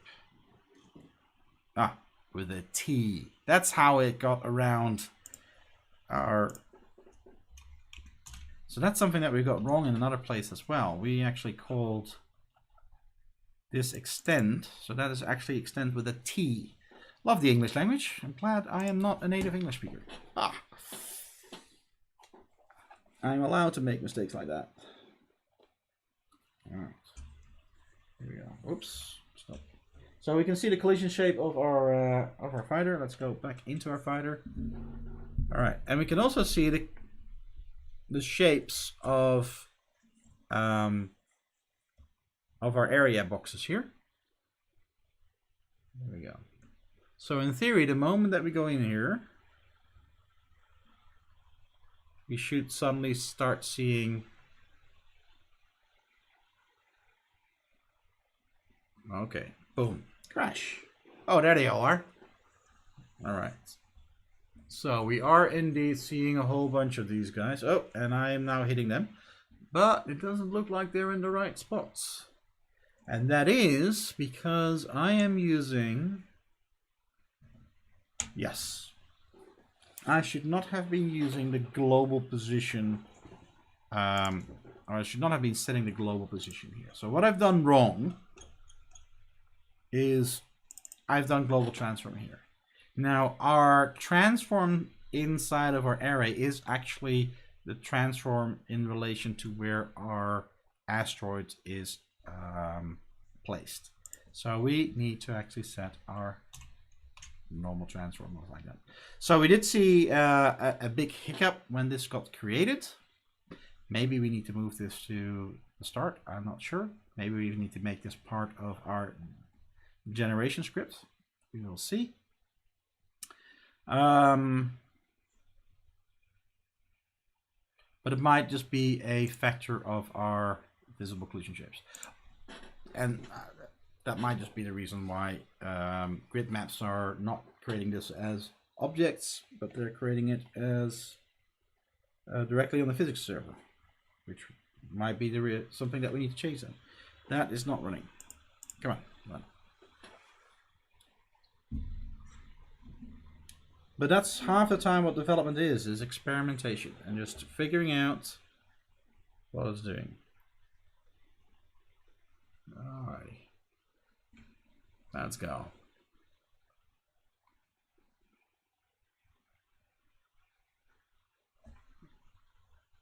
Boom. All right. So we have lots and lots of spheres. Now they're too big. And that is because the size of our AABB is actually the full size and not the radius size. So all our collision shapes are twice as big as they should be. Oh, I nudged that. But our asteroids are nicely positioned here. Okay, so now what I want to see is if I go into... Right, we had a little hiccup there again, and that was when all our collision shapes were being disabled, but we're still drawing them all. So that's interesting, that our debug draw does not stop. We hit something. Our debug draw does not stop when we leave our asteroid belt and we are telling it to disable itself. Now our output here is going a little bit nutsy. Not quite sure why. Anyway, so we just need to do times 0.5 here. And I'm going to try it one more time with our debug shapes, and then I'm going to try it without and see if our hiccup is gone if we don't do the debug shapes. Let's see if the debug shapes are our problem.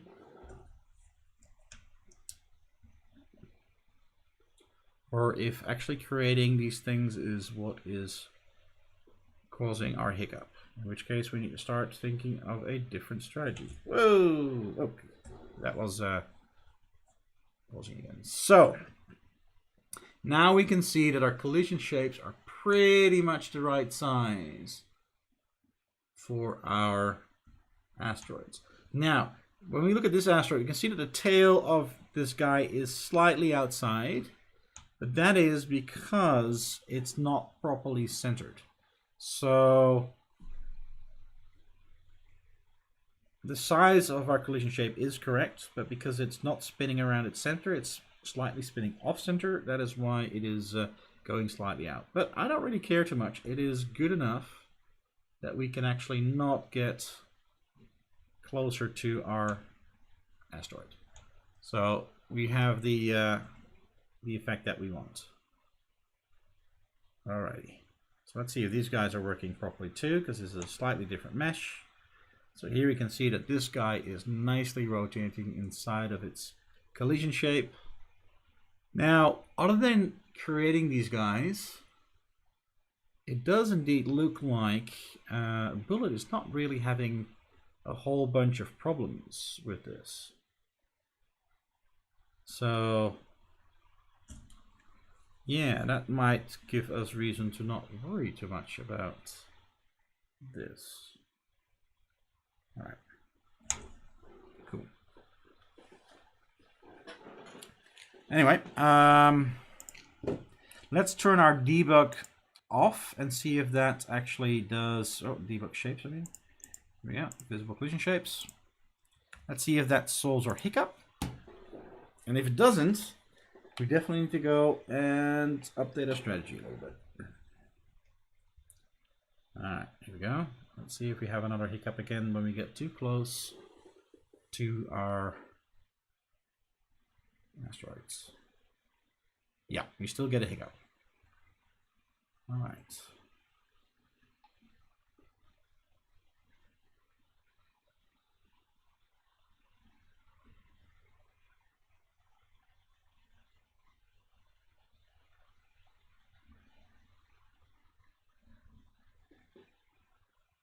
What I'm just trying to test out right now is whether it is the creation that really is giving us a problem, or whether even just enabling and disabling these shapes. Now, there's still a hiccup when we're enabling our collision shapes. I hit that rock on purpose.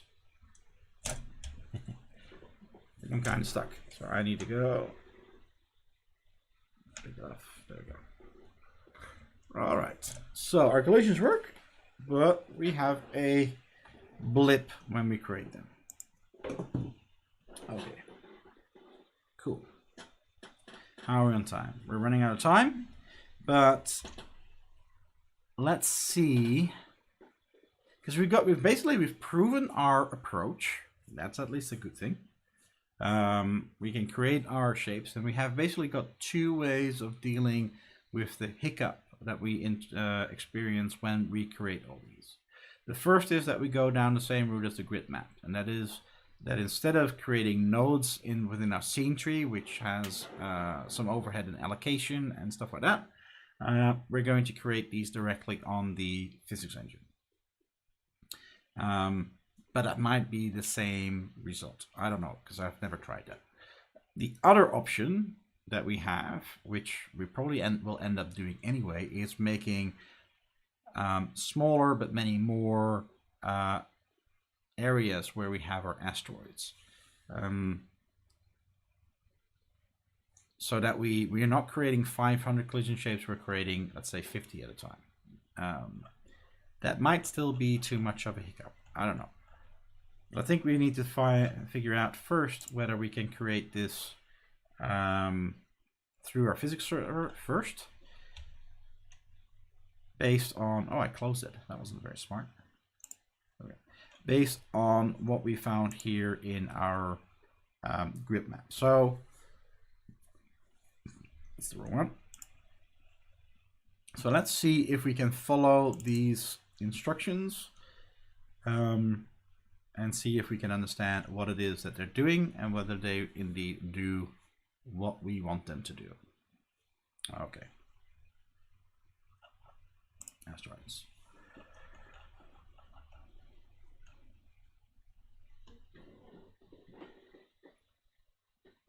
Give you the sky texture. Oh, okay. Yeah, you probably missed that last time we were here. What was that called again? No, not this one. Oh, I closed the other window. How good is that? Nope. Where are we? Where are we? Where are we? Textures for planets.com.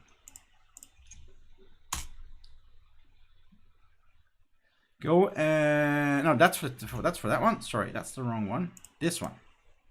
Tyro. Boom.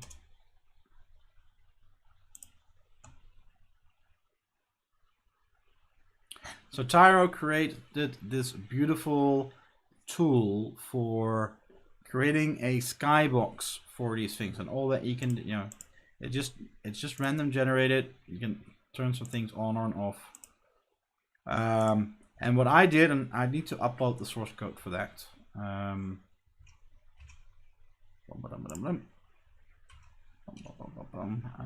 I created this little helper environment. Did I put it in here? Yeah. Where I'm loading all the textures up, and I'm actually rendering out the skybox to a panoramic. So this has got all the logic in there to create a panoramic of our skybox, and then I've exported that to a file.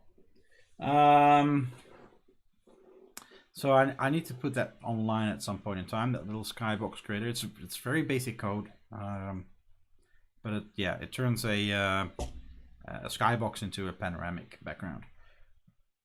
I'll see if I can upload the texture that I'm using here as well. I don't really mind sharing it because it's, you know, turn it into a proper skybox, that one. So I'll see if I can upload that somewhere. But yeah, that little tool, I really need to turn that into something proper, because ever since in Godot 3 we moved to a panoramic sky instead of having a skybox. Well, everybody else produces skyboxes, even though there's a lot of advantages to using the panoramic. We really need a tool like that, I guess. So I'll make some work out of that. Let's see if I can turn it into something proper. Anyway, we were looking at you can close. We were looking at this stuff. So let's close here. I just want to clean up a little bit so that we are not getting confused by all the things that we have. So, okay, body create. Let's start there. Okay, so we have a body create here. Okay, mode. Okie dokie, let's go to the help. Creates a physics body. The first parameter can be any value from body mode constants. Type, body created. Additional type, body can create a sequence state. Okay, cool. And that gives us our RID. All right. So.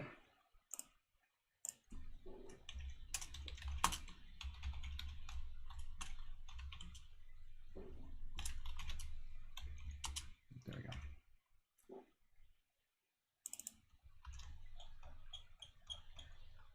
Okay. So in this case, can we check the validity of a RID?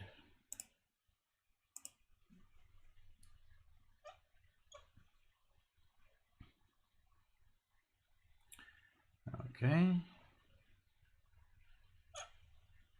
Does that return sign sort unused? Okay, hold on. Create a new RID instance with the ID of a given resource. When not handed a valid resource sign, it stores unused ID 0. So we should be able to say that if actually let's go and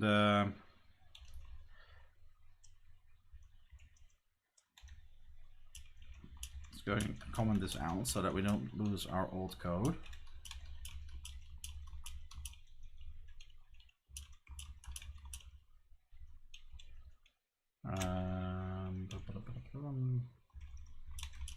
There we go. Okay. Already entered, multi-mesh, mesh, okay. If dot ID 0. So that means that we haven't created anything yet.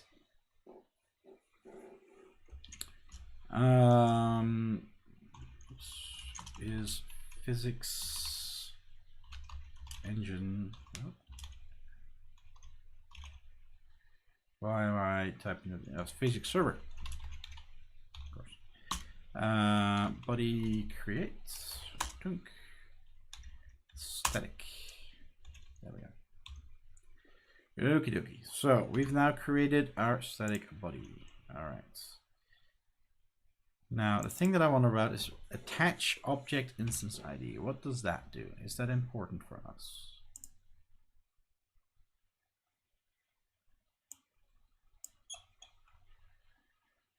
Body attach object instance ID.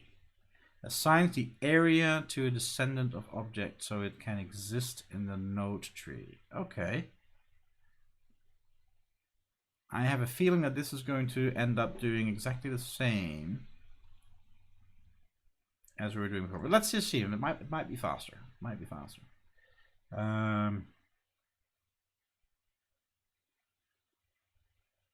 don't know. Let's copy that. I'm going to forget what that's called.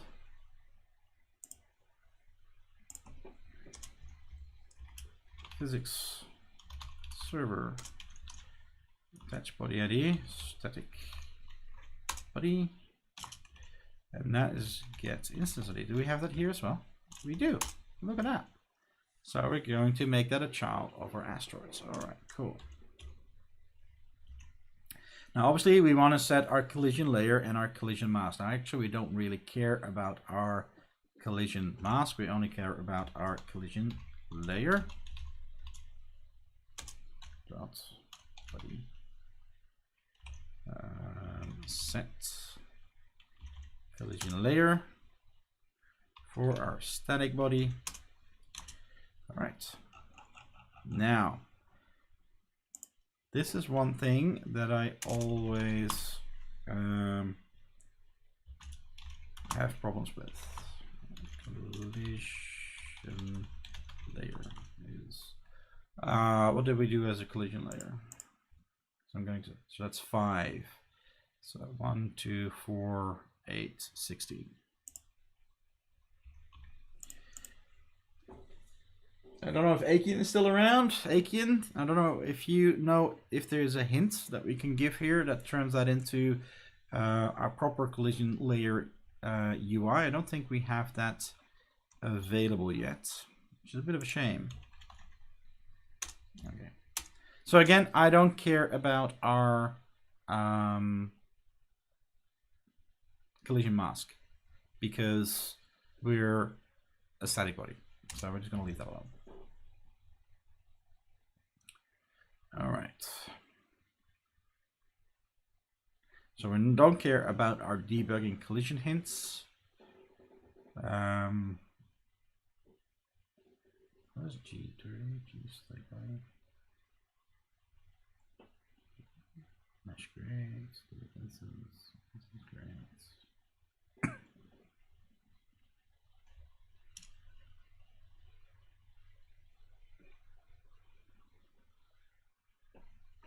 I'm going to leave that alone. So we won't be able to display them, but that's fine. All right.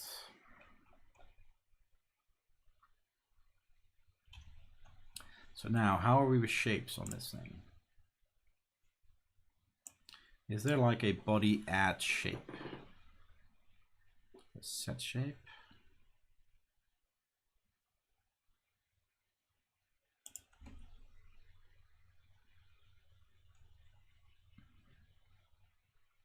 No, that's changing it. I want to add one.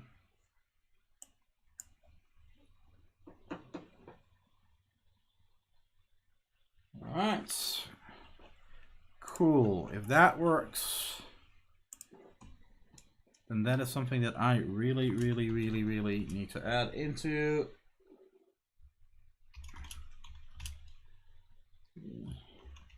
physics. That really needs to be added to the documentation if that's not already in there. I haven't seen that before. Oh, beautiful.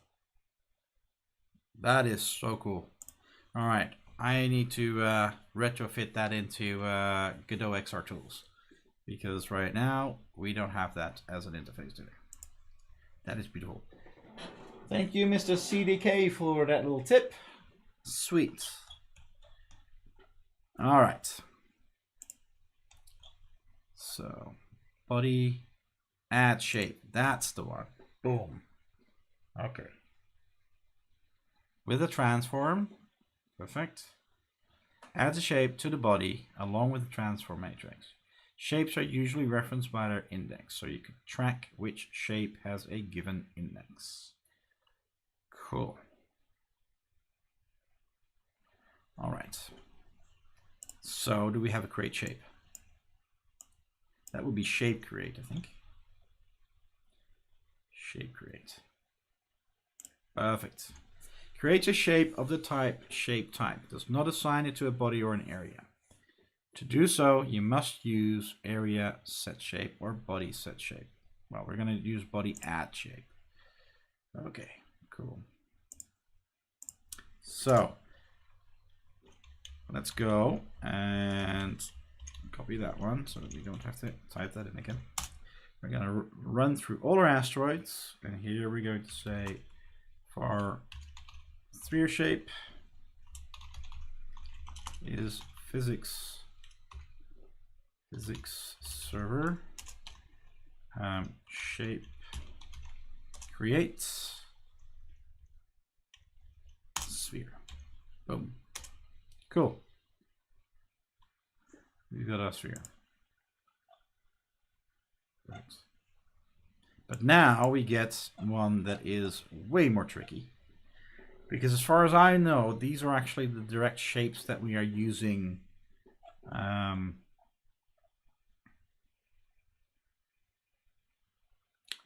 for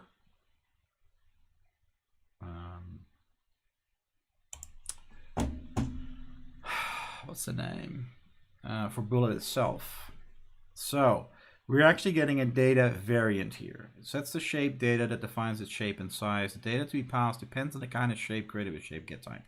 So again, we're going to go and oh, it was added to the docs. Very good. I have to keep up with what's in the documentation because the last time I checked that was a little while ago. All right. So we're going to go to resources. Now this is always, you know, we're really piecing together what things are doing behind the scenes.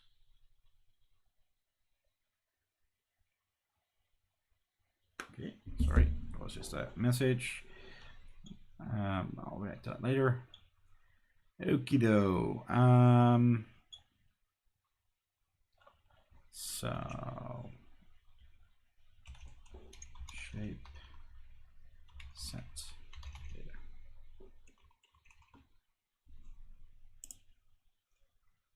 The shape set margin. Okay. So that's interesting because that is already going on to the physics server.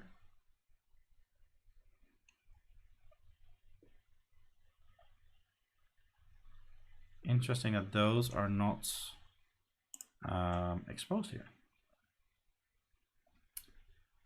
Okay. Where is my sphere shape defined? Because that's really where we want to go and have a look at. Where is that?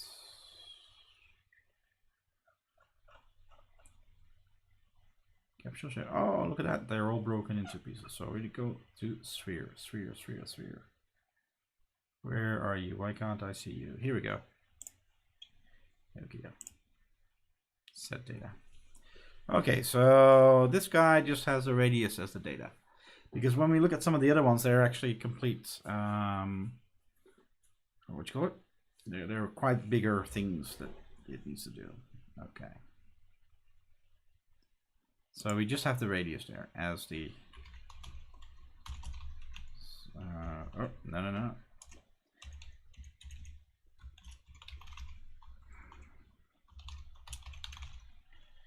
Shape, set data, sphere shape, and in this case, our data is going to be our radius, which we don't have yet. So let's go and grab you again.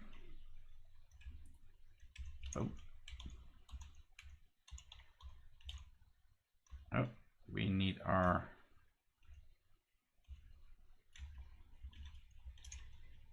So I want to get that one first this time. So that we have access to it when we need it. So that one's going to become scale times radius times 0.5. There we go. All right, in this case, we're just going to go and say t dots. We never set that, I think. No, I do want to do that. T dot bases, because we've got our scale already. So we want to reset that so that we don't have our scale in this transform, and then we can use it directly. Okay, that's pretty cool. So we're setting that there. We have that one. I think all that's left to call now is physics server dot body add shape static body sphere shape t. Do you have anything else? Oh, whether it's disabled by default. No, we're gonna leave that with its default. All right. I'm not going to worry about disabling and enabling at this point in time. We're just going to add the shapes here. And let's see if this already works. This should already cause us to bump into things. But more importantly, does this solve our hiccup? Or is this still prone to a hiccup? All right. Let's just head into our asteroid field and see whether. No, there's still a very tiny hiccup. It's not as bad as it was before, but we do still have it. Let's see if we can actually hit our asteroid. Yeah, we still can go through it. Okay, so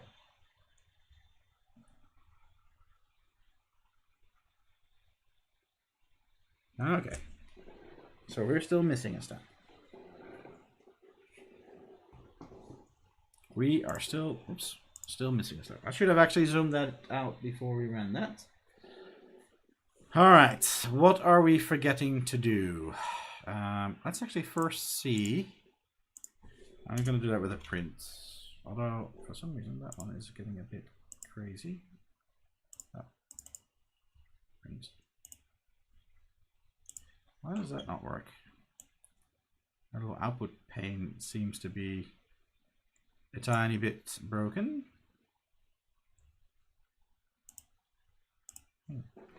Not sure what's going on there. Do we get any output here? We do. Entered, left. Cool. All right, so let's just do print create, please. 4. Just making sure that it's actually called, because maybe this what we're doing here doesn't actually work. That's creates our body. Boom, attach. That does that. Well, then again, we did have our hiccup, so that would suggest that we're running through this code. Setting our layer to our collision layer. Our collision layer is that's okay. Number of asteroids. Getting our transform here.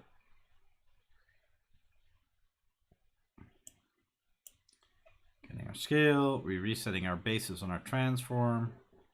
Creating a new sphere shape. We're giving it a size.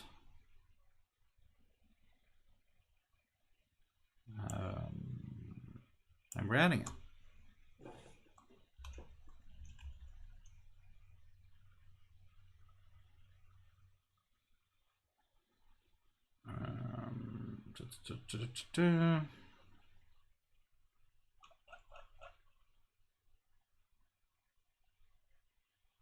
So that is for our debug thing.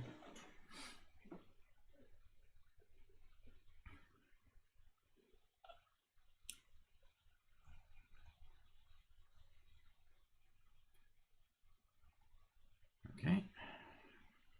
See if there's anything else on the standard shape logic that we didn't do. Well, we didn't set the margin, but I don't think that is important right now because we would get a default margin. Not to mention that I didn't see set margin actually exposed. Let's go have a look.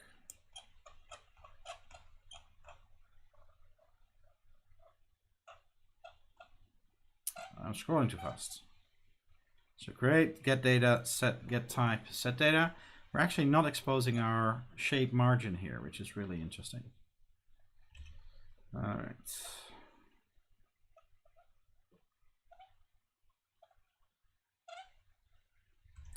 All right, so maybe one of the things that we're not doing,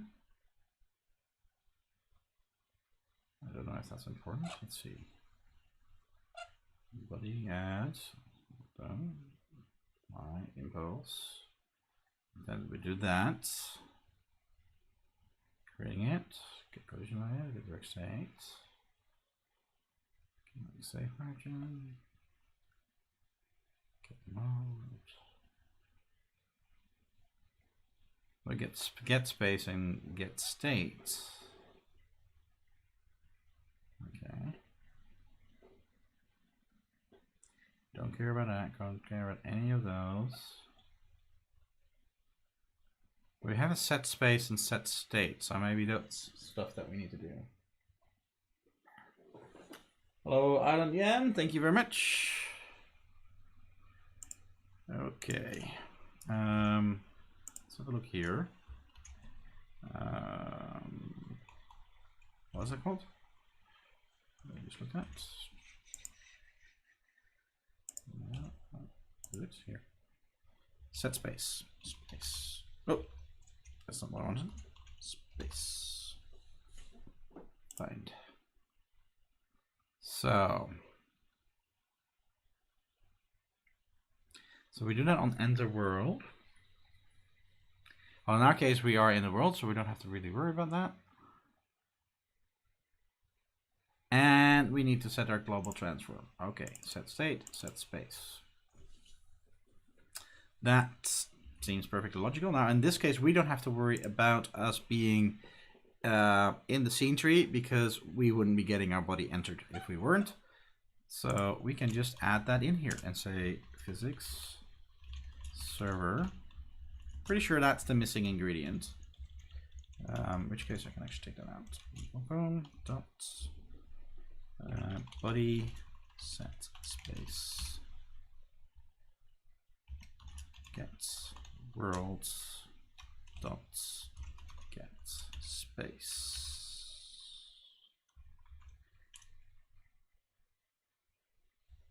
Oh.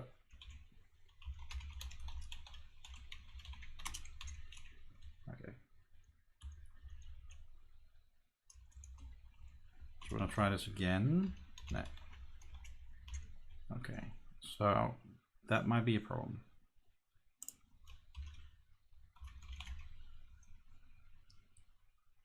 Get world. Returns a world. We don't have a get space. Oh, we do have a get space. Okay. We can actually just call that space.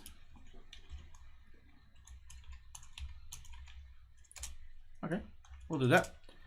And then physics, and this makes perfect sense, that we need to set state static body. Oh, look at that, angular velocity, state transform. That's what we want. And we want to take the global transform of our asteroid field. Okay, let's see how that works. So, like I said before, we still have a hiccup, but it's far less than it was before. There we go. Now let's see if we actually get collisions. Now, obviously, yep, we're hitting it. We're going pretty fast, so that was a pretty big hit. Boom. All right.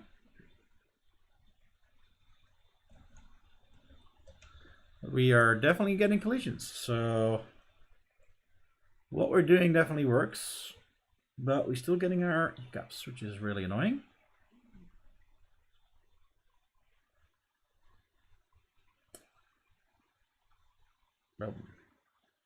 Whee.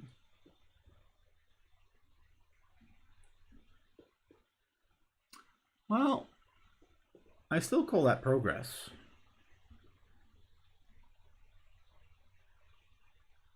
We just need to see if we can make this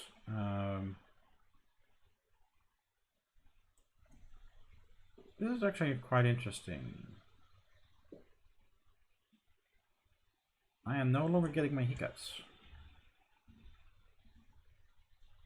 even though I am flying through the rest of our asteroid field.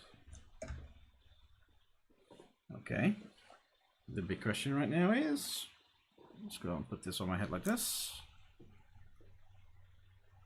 Oh, we're moving through the asteroid fields. You can see that it's slowly counting down. One of my base stations is having a bit of a hissy fit, I think. All right, so that's really interesting. Now, the other thing which is really interesting here is I can notice some hiccups in the frame rate now. So we haven't done our disables of our collision shapes. Yeah, I can definitely notice that there's an impact on our frame rate now that we have because we've now created collision shapes for just about everything. Oh, so yeah, it's definitely working for just about everything in our scene. So we're at probably around 8,000 collision shapes at the moment. Where's my carrier gone? Whatever. And I can really notice that that my frame rate is struggling. I don't know if that's coming across in the stream,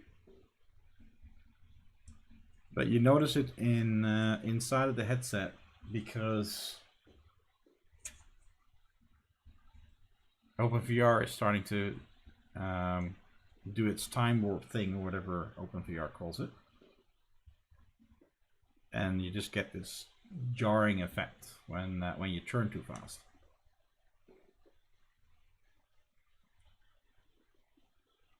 That said, we've got the basics all working. That does mean that, as far as I'm concerned, creating all the collision shapes up front is probably not a very good idea, because that will be my fallback plan. There we go. All right, see you soon, Prime. Thank you for joining. Oh, we had a leak. Wonder why. Anyway, so this is slightly faster and better than creating the nodes, but only just a little. So let's go and get that out of there. We don't need you. So I'm more happy with this as a solution. Let's just add the other bits in, and I'm going to do it slightly differently this time. So in this case, we have our static body.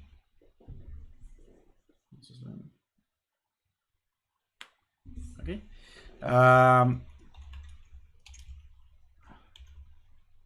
Because we were always enabling here, but I realize that if we've just created them, they will be enabled. So there's no point in enabling them again. So in this case, we'll set physics server dot shape. No, body set shape disabled static body. That's shape index, so we can just use the index there, and then disabled is false. Here we go. And then here we say disabled is true, and then we get rid of that. Okay, one final test fight, and then I'm going to start thinking about strategies to actually get rid of the hiccup. But that's not, we're running out of time to do that tonight. So there we go. I can definitely see that everything's running faster again. Okay, our hiccup is there still. We are still getting bumped. Okay, now I keep forgetting to do this. Sorry, guys. All right, here we go. Now I want to see if my performance goes down again if I fly through the whole scene, or if it is indeed smart that as we're disabling all our collision shapes, that we're indeed just getting everything working just the same. So it's still seeing my hiccups. And again, you know, there's in my opinion, they're the best strategy probably for reducing our hiccups is to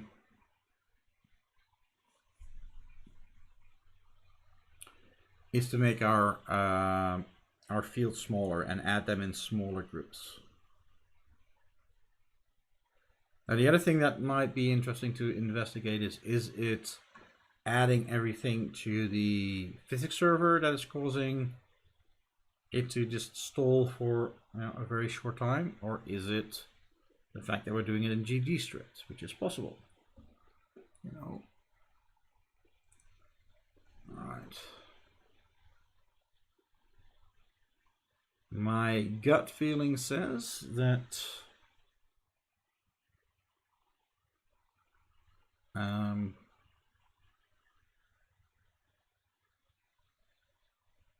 I'm not getting as much effect of the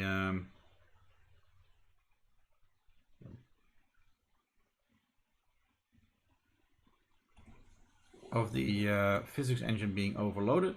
I do see the small hiccups as I'm moving out of the asteroid field and into the next section. So that little loop that disables all the shapes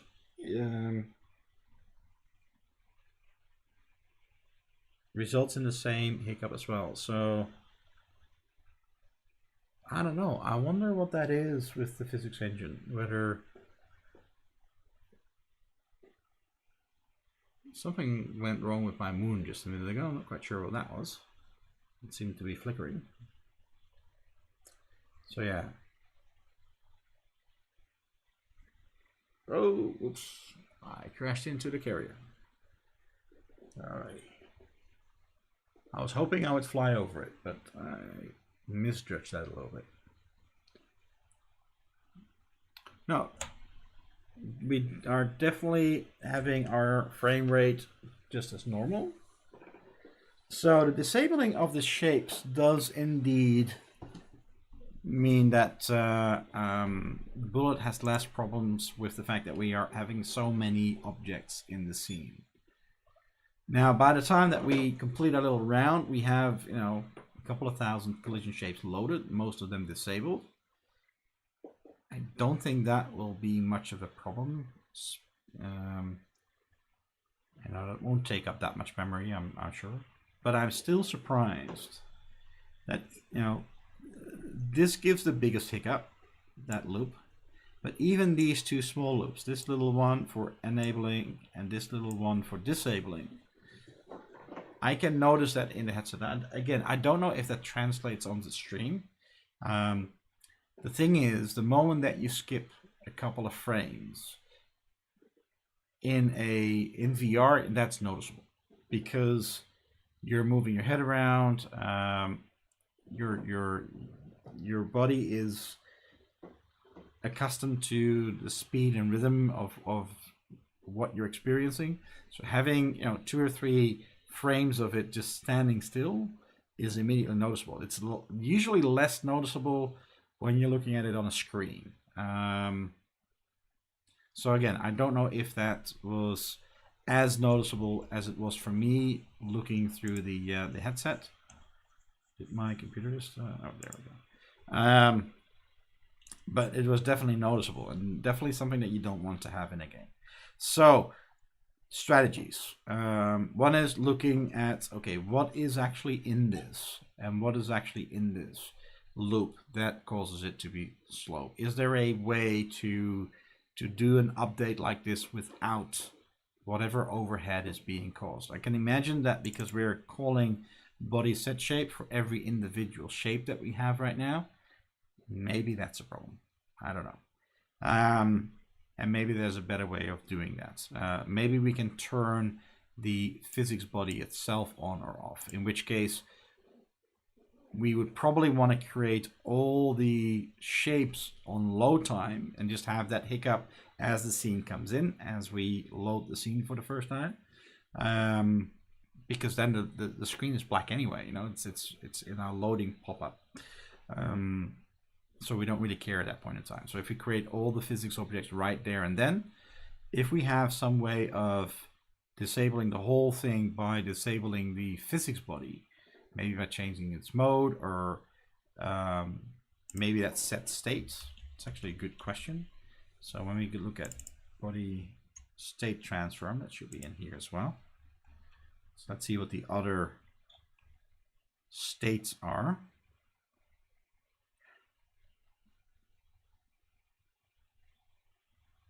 We could maybe sleep it. Now that only works for rigid bodies, so that's not something that we can do something.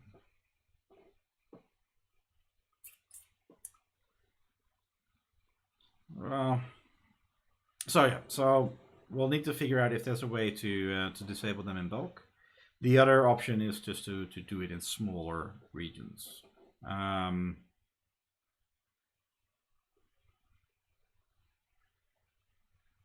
And that could be either by breaking up into smaller multi-meshes, or if you still want to have a slightly larger multi-mesh for bulk rendering, is having smaller areas in between and maybe slicing it into quads or something like that, so that we can have smaller areas that we create the collision shapes for. In which case, the number of things that we state change becomes lower, and that might be enough to mitigate the hiccup. We could change the mask. That's actually a really good idea. We could try that really quick, actually, because then we still have our creation hiccup. But again, we could move that into something at the start. So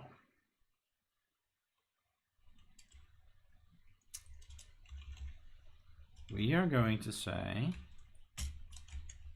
set collision layer. Boom. Oops. And there's a collision layer. And here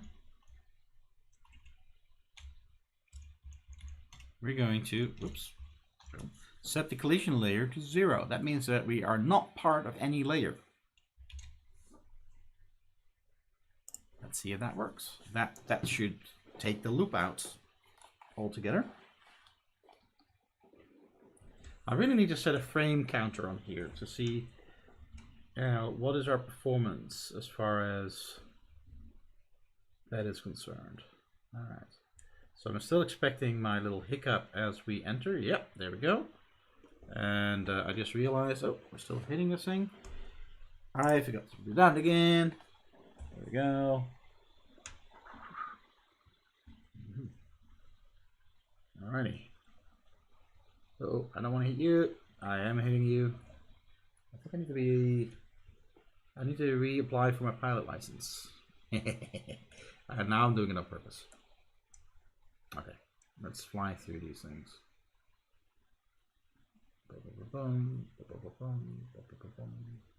Not quite sure if I'm flying in the right direction. There's that guy. Here we go. Here's our whole asteroid field. There we go. So, how are we going with this?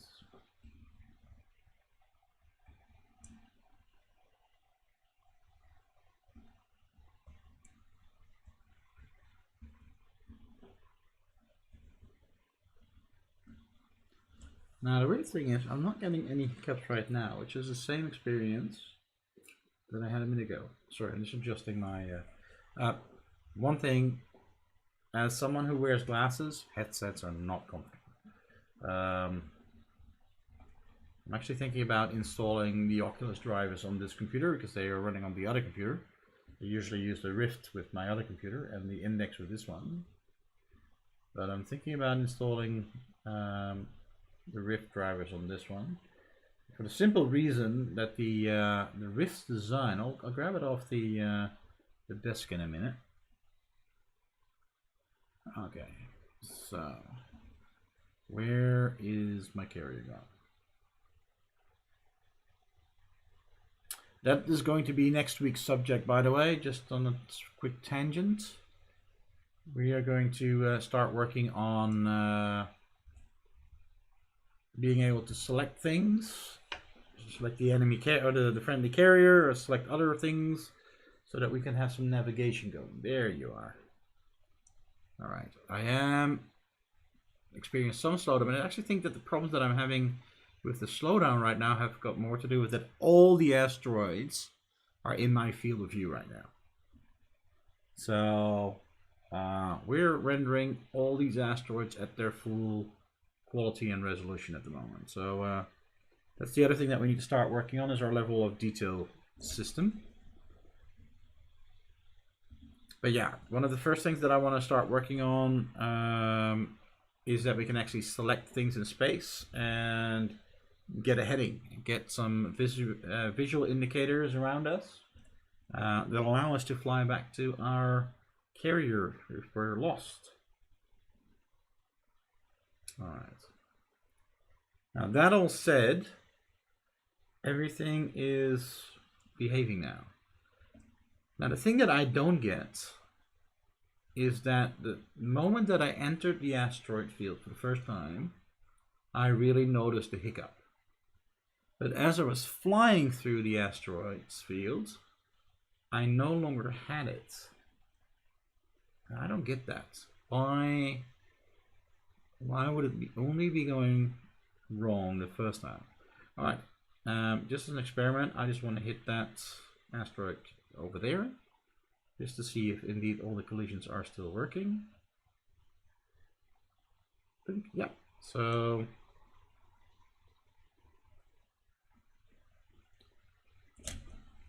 yeah. So yeah, that tip for just turning the collision layer off was brilliant. Now, provided that we don't go overboard and start putting millions of asteroids into our scene that we also want to be able to collide with, that means that I don't think there really is an issue with us creating all the collision shapes when we start. And of course, if we create all the collision shapes when we start, then we just get the initial hiccup at load, but we don't actually get it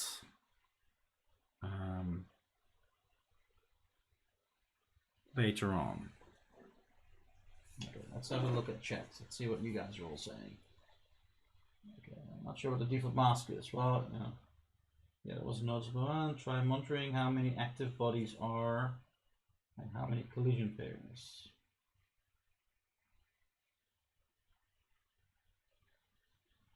Well, the biggest thing with switching them on or off over a number of frames, that will be another option. Although this workaround really works. I really like just doing the logic with the collision layer.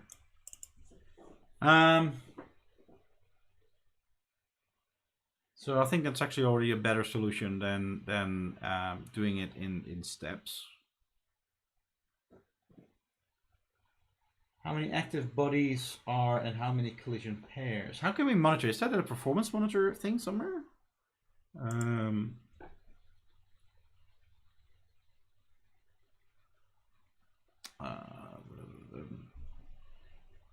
Where is that? Is that only available when we're running? I'm just gonna leave my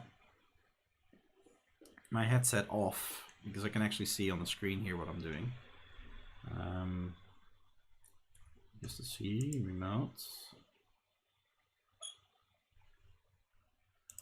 Where's the profiler? Profiler.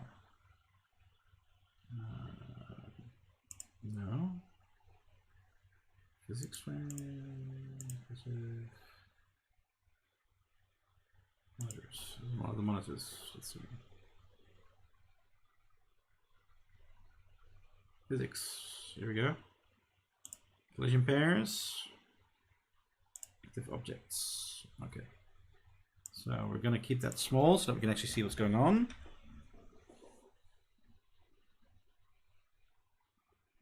Wonder why active objects is 0. That doesn't really make a whole lot of sense. Okay, do I need to turn that on? Because that doesn't really seem to make a whole lot of sense.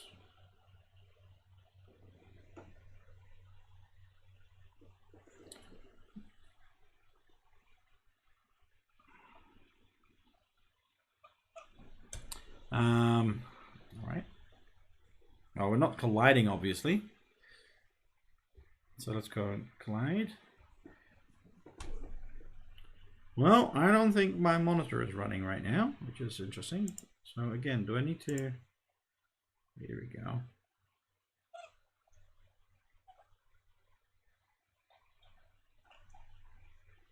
Monitors. Here we go.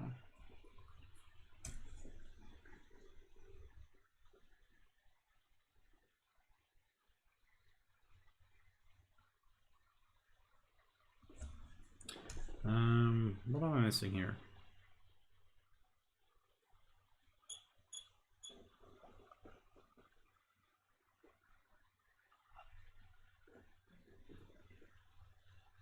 Yeah, that's what I'm guessing. That's probably not available in bullets.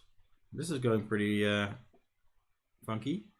Now we can see that our physics frame is getting a bit more work.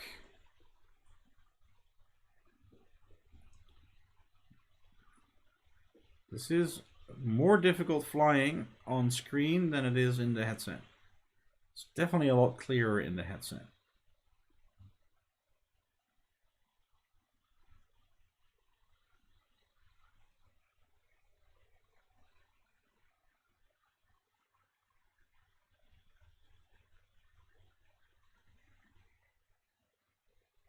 Just want to see if our physics frame goes down when we exit the asteroids.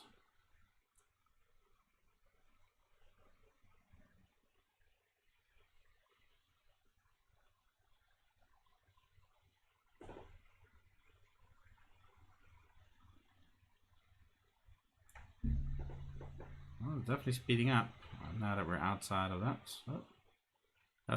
Big spike all of a sudden. All the it's my render time in here.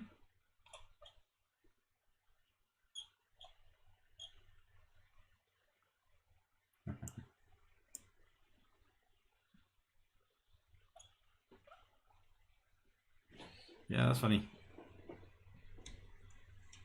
Oh well. Ooh, there we go. Yeah, so unfortunately that doesn't make things much clearer. Okay, so the last thing that I want to do, because it's nearly 1 o'clock, this stream has gone an hour over time. Lucky I can sleep in tomorrow morning.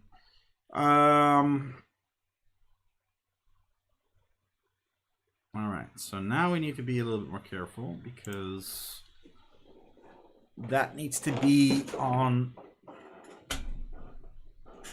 entry. So this is something that we need to do a little bit more carefully. Okay, so func.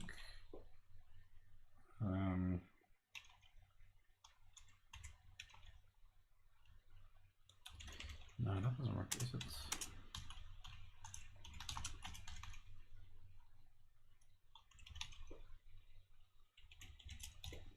Okay. Hold on. Enter tree. Enter tree. Yeah, underscore enter tree. That was what I was looking for. Okay.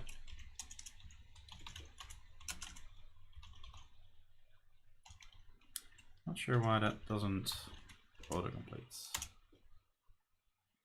Okay. So actually I want to turn that into a normal function. Let's do a pass in here so that we get rid of our error. Func creates static body. Boom. I'm going to go move all of this into here, which we are now going to do in here.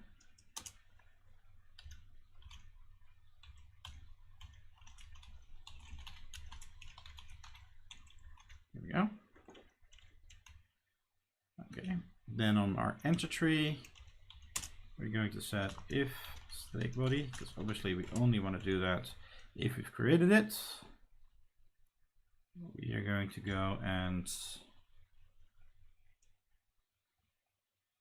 do that one. There we go. And just in case, we also want to do this. Oh, that needs to be moved into here. And that also means that we want to move these into here. There we go. So we're only going to create it if we've set it up correctly. That means that we don't care about that anymore because we are creating this from the ready function now. There we go. That would then be .gets ID 0. Okay, that also means that we want to go and set that as 0. My insert is on. And that means that this one needs to be in here as well. There we go. And now we can go and put that there, because obviously we only want to run that if we have one. We also want to do that. And that now means that it is now created on load. Okay.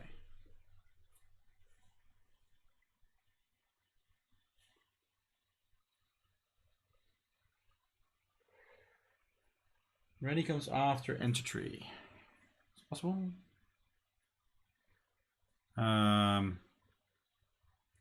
If that is true, then this is gonna fail.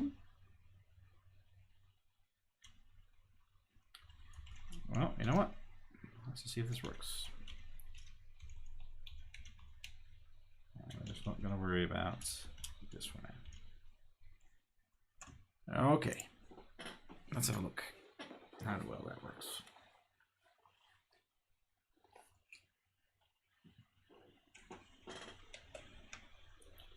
All right.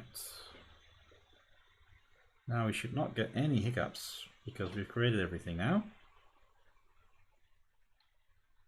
Yeah, no hiccups. Now let's see if our collisions still work. Can I hit my asteroid?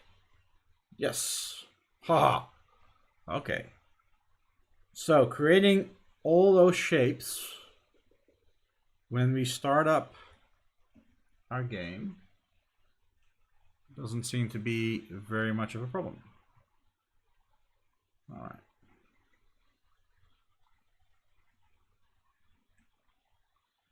And now we no longer have any hiccups, even though we're turning things on and off. And we're not getting any problems with the performance. So I call that a successful result. We have a whole asteroid field with working collisions. Now, I do think we should tweak those collisions a little bit. Although that's probably, ooh, yippee. That's probably something that we need to do as far as the logic on our ship is concerned. But the other thing that I really want to do is when we hit one of our asteroids, we actually, well, first of all, we got to get a sound out of it, but also we got to have an effect out of it, I think. So,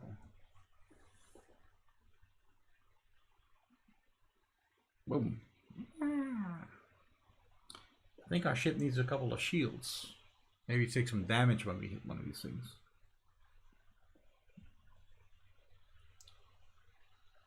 All right. I call that a really successful result. Cool.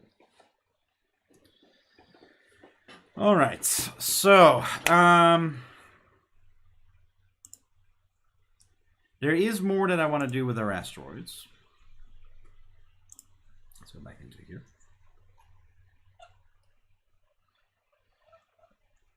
I want to start looking into LODs, and I want to start looking into fading the asteroids in the far end in and out, but I don't think we're going to do that next week.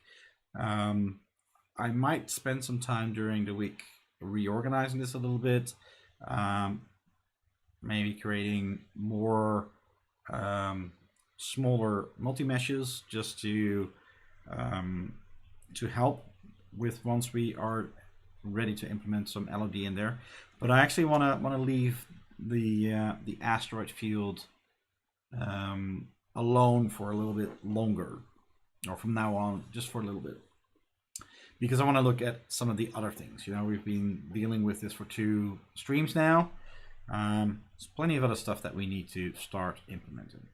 Now, one of those things that I want to change is that I'm actually not happy about the fact that we just have a cockpit. Now, this is an incredibly cool looking cockpit. I'm really digging the amount of detail that is in there. So the guy who made this, Sean Williams, he is really an amazing artist. but this cockpit doesn't have the rest of the ship. I think he does sell the ship in its entirety, but also this is the cockpit from SDF Starfighter. So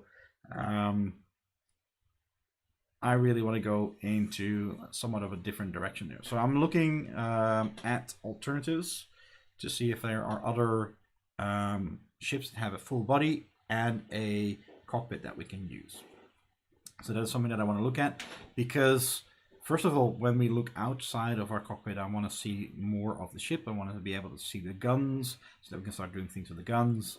But also that means that we can put a couple of the ships onto these pedestals and just dress this whole thing up a little bit so that we can actually see some more stuff.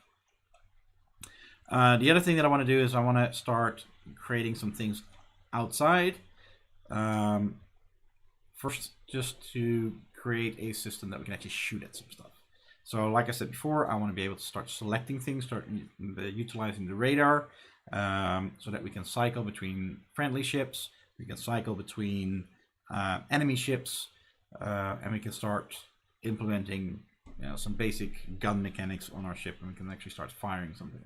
The other thing that I think that we need to start looking at, which is not my strongest suit, is sound.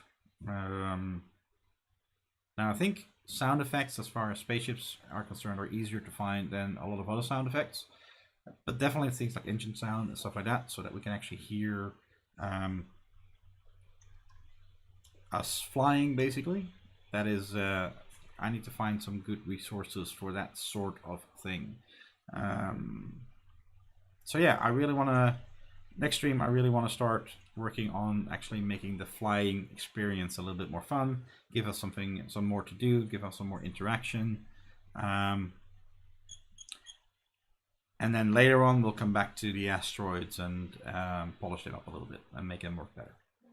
So that, I think, is more than enough, because we've been at it for 3 hours. That's way too late. If there's any questions, Godot powered Star Citizen Killer, when? I think Star Citizen is a little too high to aim for, seeing what those guys are doing and how many millions they've invested in that game. But yeah, my goal is definitely to get this onto a level of like a Wing Commander game or a Star Lancer game. That's really what I'm going for here. Just a straightforward mission-based space sim. So that's another thing that we need to start working on. Right now we're dumping straight into our flying experience here. Obviously, this actually isn't our start scene. This is actually our test scene now. So our start scene is actually going to be something inside of the carrier, where eventually we can interact with the other pilots in our group. We can get our mission briefings, we can do our saves, our loads, our setups, configure our plane before we take off, and then we load into a mission, which is this is just a test for that, just building up all the components that we need to be able to implement those missions. So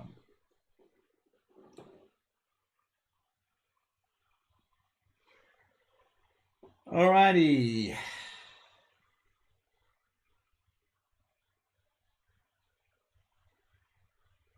I don't know if anybody has any additional things. Because else we are going to call it a night, I think.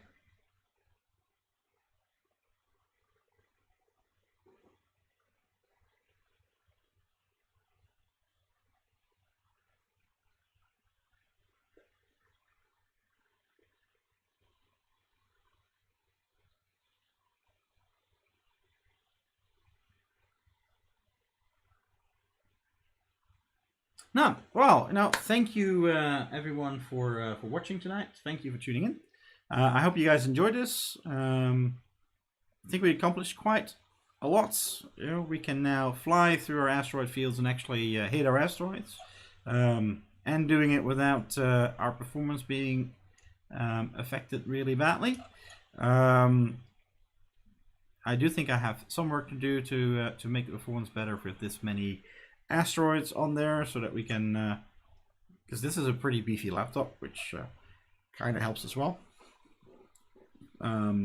But I do wonder, you know, especially these asteroids all the way at the back, you know, they're just dots. There's no point in rendering asteroids that are, you know, 100 faces, 200 faces, or something like that. So that's definitely something to work on. But other than that, I think our asteroid field is very serviceable, and you know, gives something to fill up the space that we're flying around in. Yeah.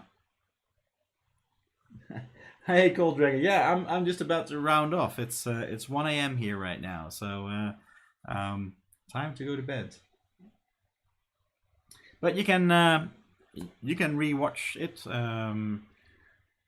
It should be available right after we end the stream. YouTube should allow us to see the stream in SD right away. Last time it took about half a day before the HD version was available. I don't think YouTube prioritizes streams as far as you know, viewable content is concerned. Kind of understandable, because it's they are very large, and not many people rewatch these things, I'm guessing. Although, you know, it seems that people do seem to tune in later on, or rewatch them later on. So yeah, I hope you guys all enjoyed this. And like I said, next week we are going to look at actually some of the more, you know, some more of the flight mechanics, and, you know, having some targets to select, and having some interaction with everything that's around us. And who knows, we might even get to shoot something. Let's see. So,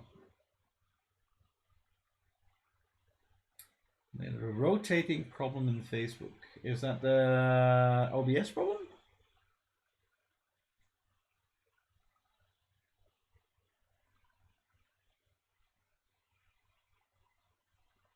Anyway, I am going to call it a night. So thanks everybody, and see you next week.